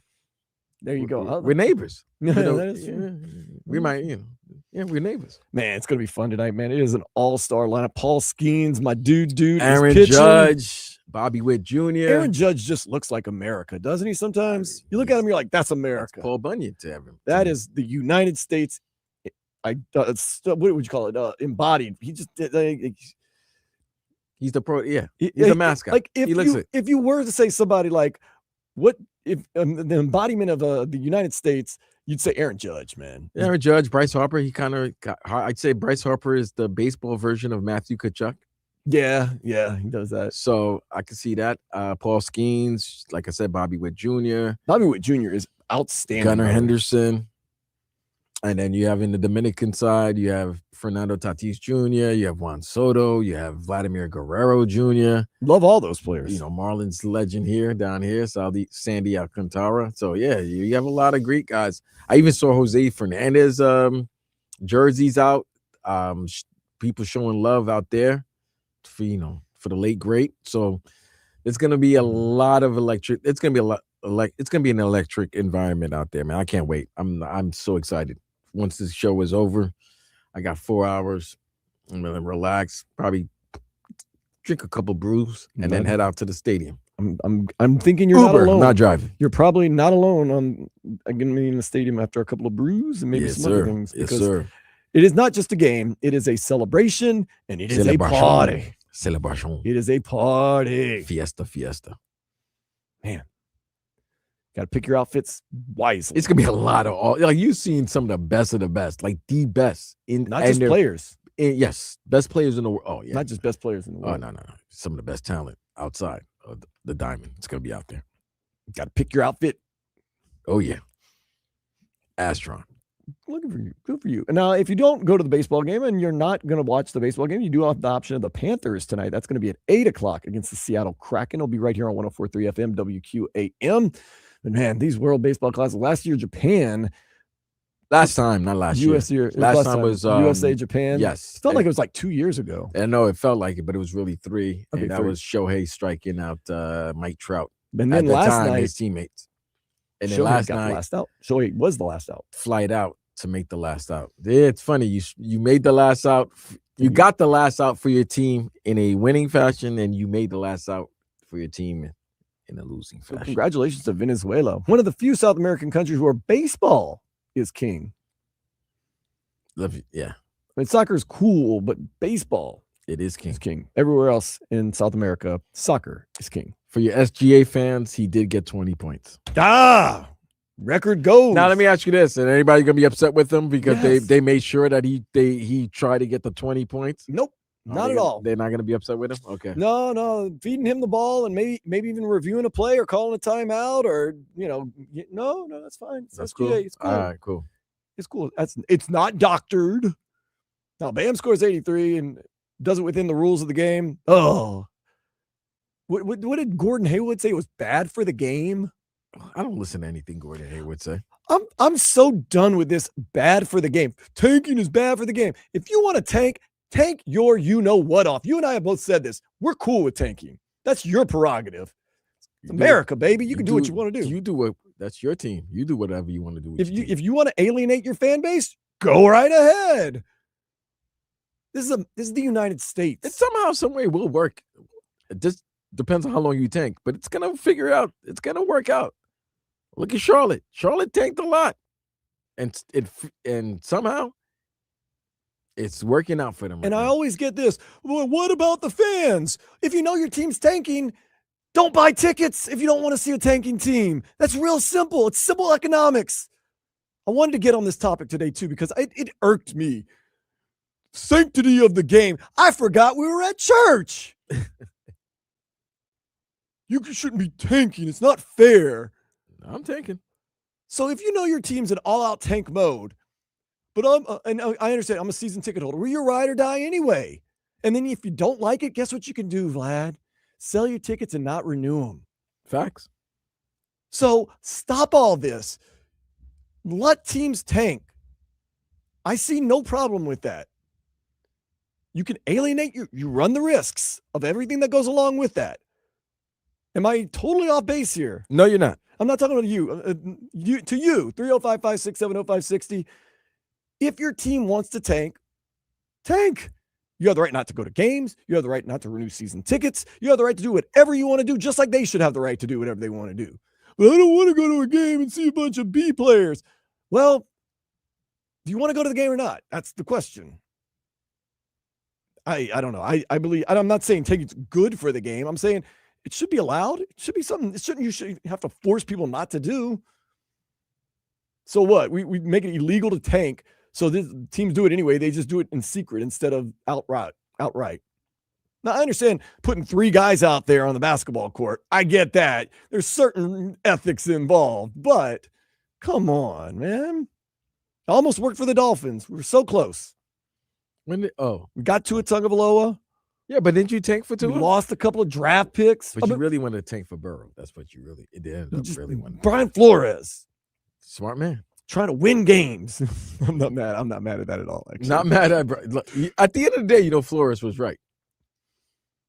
I really, to this day, marked that time when Tua went publicly and said that Brian Flores is a terrible man. And that was the day. That was the end of Tua.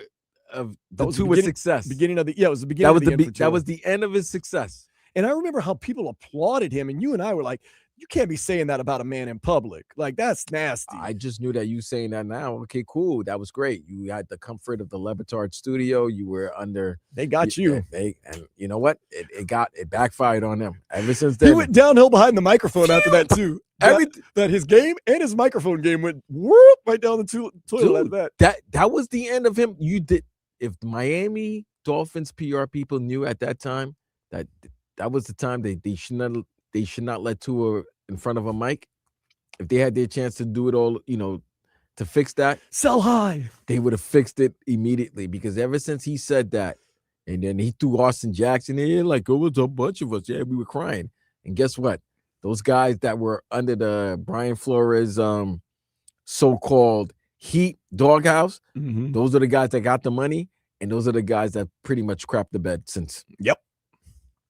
I just don't have it in my heart to ever call a man in public. Now, privately, whatever. No, we said it that day. We said it. So Cap for Life, we said it that day. We like, nah, man. That usually doesn't end well for the guy. And a lot of people celebrated it, saying football gods, like you said, he's standing up for himself. The truth is out there, and you and I were like, dude, that's not right. We don't like this. We're not cool with this. You better not see that man nowhere because Brian Flores got that nasty streak in him, and you don't, big man. And guess what? You know what? Ever since then, you know whose name has looked very good in the NFL circles? Brian Flores. You know who got a new contract? Brian Flores. You know who's very loved in the Minnesota Vikings organization? Brian Flores. You know who got their money and had to get a second chance? Tua.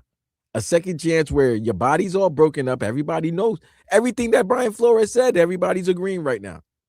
Everybody's saying that. I really thought Brian Flores was a stick in the mud for sticking with Ryan Fitzpatrick. I mean, he just did it all the time. I mean, he wasn't the most.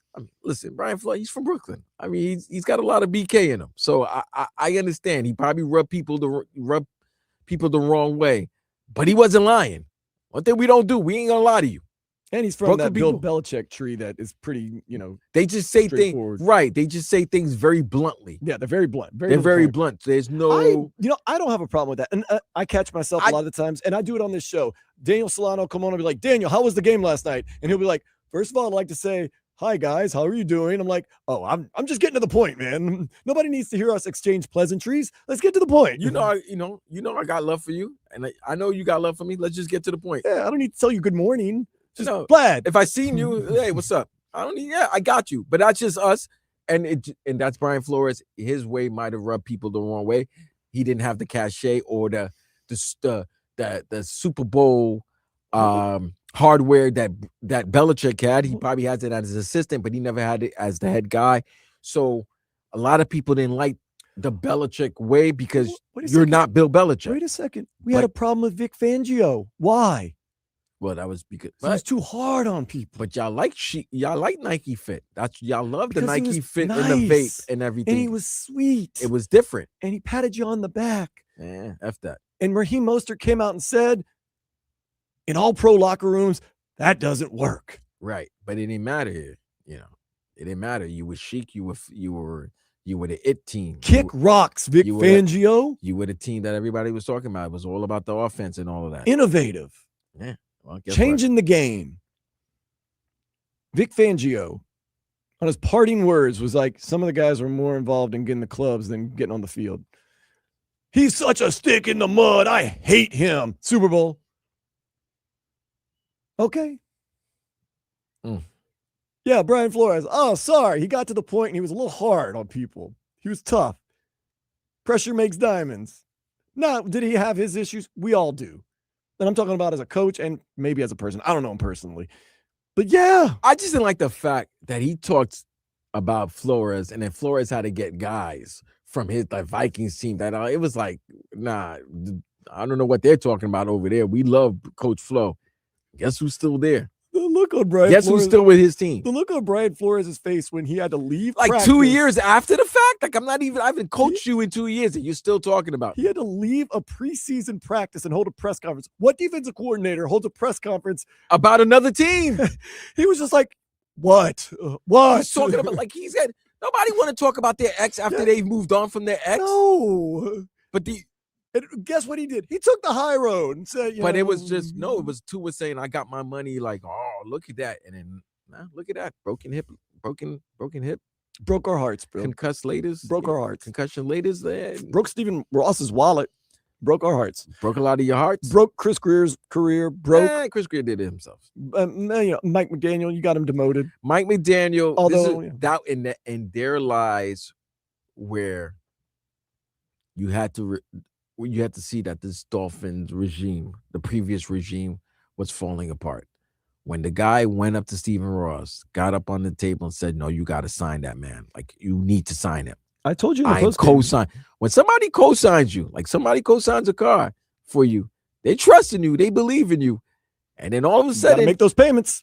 You got to make those payments. And then all of a sudden now, that guy that co-signed you, not believing you, and it's pulling you out of games and saving you from making things even worse. That's when you knew everything was done. It was done so time. Maybe a little bit past midway in the season, in one of the post games after the Dolphins had lost and Tua had played very poorly, I said, Tua and Mike McDaniel are not going to survive because the straw that broke the camel's back is Mike McDaniel pounding the table saying, we need to sign this guy. Can't forgive that. He co-signed it and the payments were due. Right. But you know what you're not going to get with that? And you don't see that with this new regime because he told you from the jump when the press conference when Malik is like those two. When he said, when you speaking about Halfley and Sully, it's like those two. Those are the reason why I'm here. Like they are close together, close to the hip. They are stuck. They're in unison. All three are in unison, one accord. Yep. And you got to like that. We saw the Miami Hurricanes football team do that. Absolutely. They all had Carson Beck's back. Every post-game interview, you'd say, it's about going 1-0 next week. Every player, every coach, everyone would say they follow the coach. They would all say one accord. Good game, but we got a lot of place to get better. But that's different. He's a damn leader. He's a leader of men. He's a leader of men. It's true. Come on, Let's keep it a buck, bro. We always keep it a buck here. We have segments like this. We do segments, bookmarks on this show. Let's keep it a buck. You look at Mario Cristobal, you look at Mike McDaniel. Who do you think is leading men, bro? And I'm sorry, I know you shouldn't go by a guy's appearance and looks. It's college and it's pro, but I'm sorry, we have eyes, and there are times you got to make a decision from what you see, from what you look. Yeah. Who do you want your coach to be? If I'm a parent and I'm looking at one guy, and I know they both coach in different. Just as a fan, one coaches college and one coaches pro. But I'm just saying, just as a fan, who do you want your coach you're to going be? see that, right? So if Mario says something, those players are going to listen to what Mario's saying. Clearly, those players were not listening to what Mike McDaniel's saying. No. And the reason why I know that, because you know why? Look at Mike Vrabel or look at Dan Campbell. Those former players, yes, but they're coaches. They know how to relate to the players, and those players are going to respect what they say. So if they say something, just because they look like, not only because they look like they can handle themselves very well, they can, which they probably can, but they respect them. If I don't respect you, if just off appearance, you know what I'm saying? Like there's a lot there is disrespect. People could look at you and I, Dan, and because of our sizes, they might not respect us, not thinking that we're going to handle ourselves. But you could the way you carry yourself, how you carry yourself, is going to garner and earn respect. Right. And I just don't feel like they respected Mike McDaniel, but they respect Hafley. Simple question. If you look at Mario Cristobal and Mike McDaniel and you're a fan base, who would you prefer to be your coach? Just by their character. If you look at Jeff Hafley and Mike McDaniel, who do you think is going to lead men? Who has a better chance of leading men? Chance of leading men. I would say right now it's Jeff Hafley. Exactly. And now I don't know what his X and O and coaching style is, but I'm just saying, leading a group of 53 men in one accord, I'm going with half. We're going with Hafley. Got no choice now, though. Going to go close up the show next here on 104.3 FM WQAM.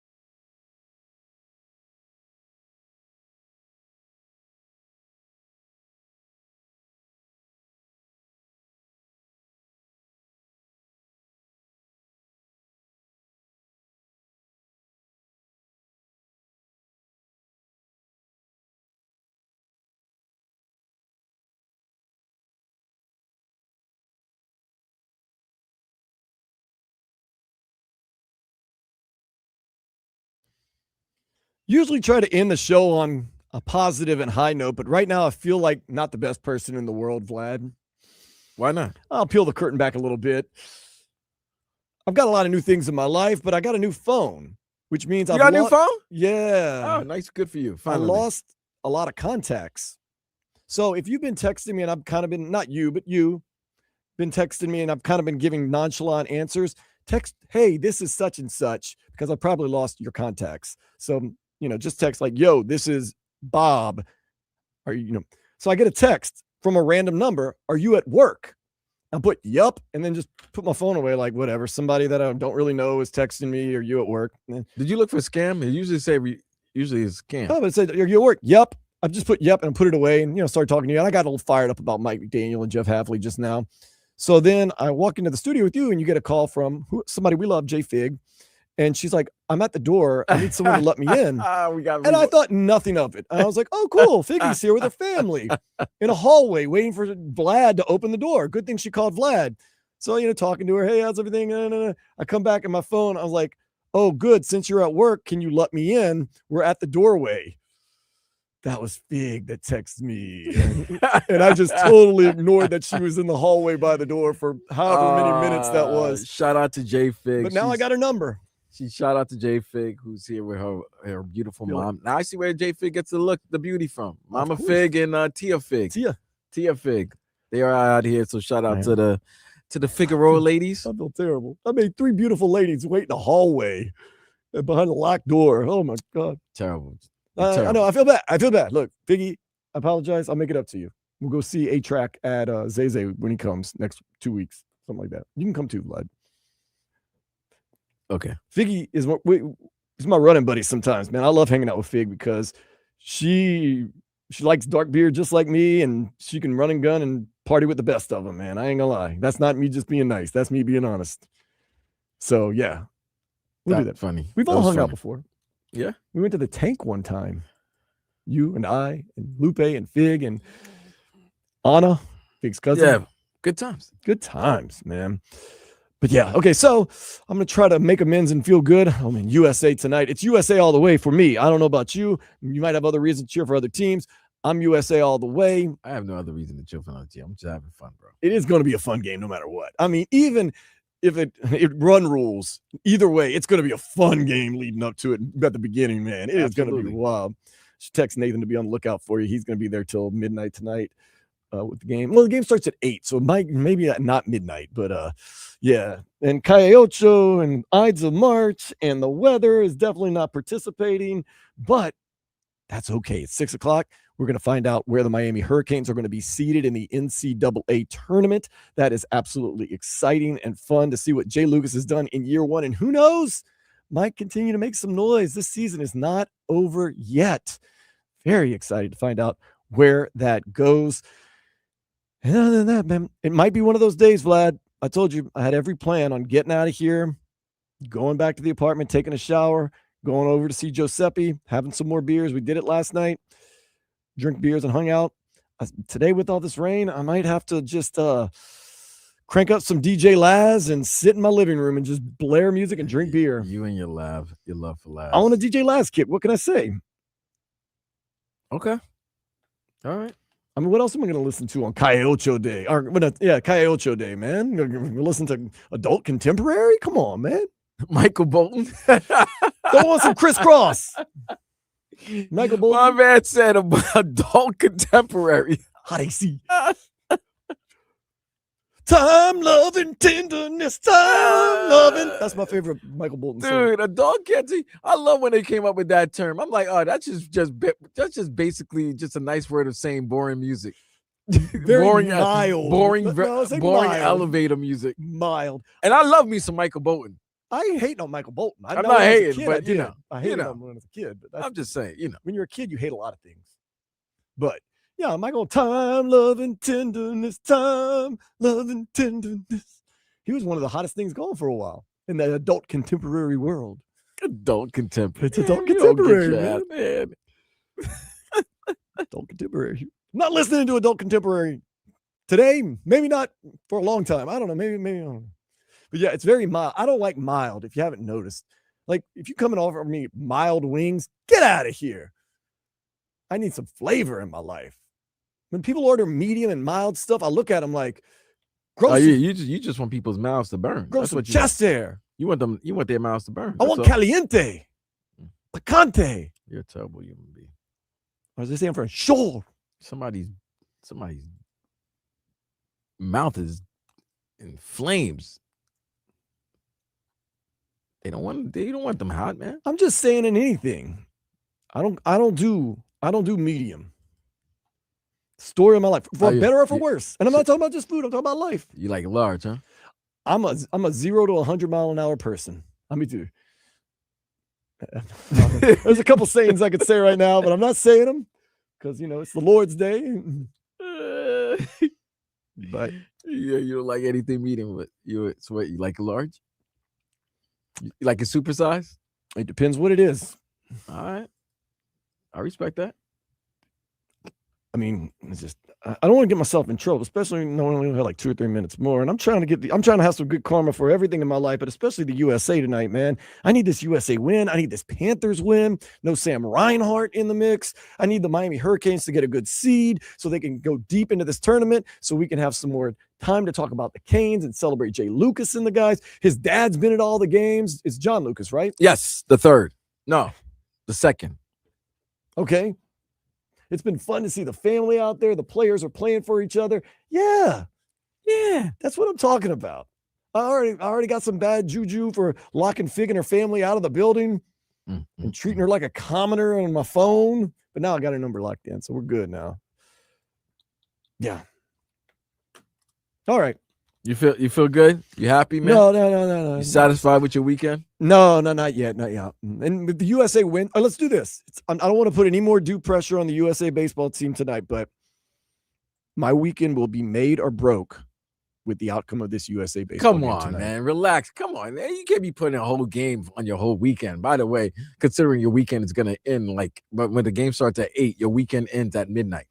So what, 4 hours? I'm on the edge right now. I'm 50-50 this weekend. You're terrible. If they win, this weekend's been a success. It's been fun. If they lose, terrible weekend. I mean, Aaron, I'm sorry, guys. Don't put this on Aaron. Paul Skeens, I know you're an LSU grad. You and I both went to school there, graduated from there. Put this on Aaron Judge. Aaron Judge, I love you. You're a cool guy. You're a great patriot. Bryce Harper, come on, man. Alex Bregman, LSU guy. I know they're listening because all of us LSU guys support each other. No undue pressure. Wait, Paul's pitching tonight, right? Paul's starting tonight. So is Livy going to be there? Livy will be there. It's in Miami. She's going to be here. Livy's there. Oh, man. Check her IG. Let's check her IG right now. I don't need to check IG. I'm checking it. I'm not. Livy, I'm also not putting too much undue pressure on you, but you being in Miami right now could make my weekend also. LSU, all the way, baby. Give me your Instagram. I don't follow her on Instagram, to be honest with you. Shaq's listening. Shaq, thank you, Shaq. I appreciate it. Yeah, she's in Miami. She's literally on the beach right now. Or she took a picture at the beach. When it was when? I don't know. She has a sunny filter because it's been cloudy. It's cloudy as hell, and she's sitting on the beach in a Baywatch outfit, reading a Baywatch script. She might be in the next episode of Baywatch. I don't know. Is that? Man, she lives a good life. There's a Baywatch movie coming out? Or a show or something. I don't know. She's reading a script. I don't know, man. Yasmin Bleeth was one. She was one of them ones. What about Soleil Fry? Soleil Moon Fry? Yeah. What does Punky Brewster got to do with Bayside? Oh, I was just thinking of women. Yo, you need to go. We need to go. All right, that's it. Believe it or not, I'm sober as a jaybird. I don't know what that means. For my cousin Vladimir Lewisall, he's going to the game. I'm not. My name is Dan Day. This has been Sports Day on 104.3 FM. Let's go USA. WQAM. Later, fools.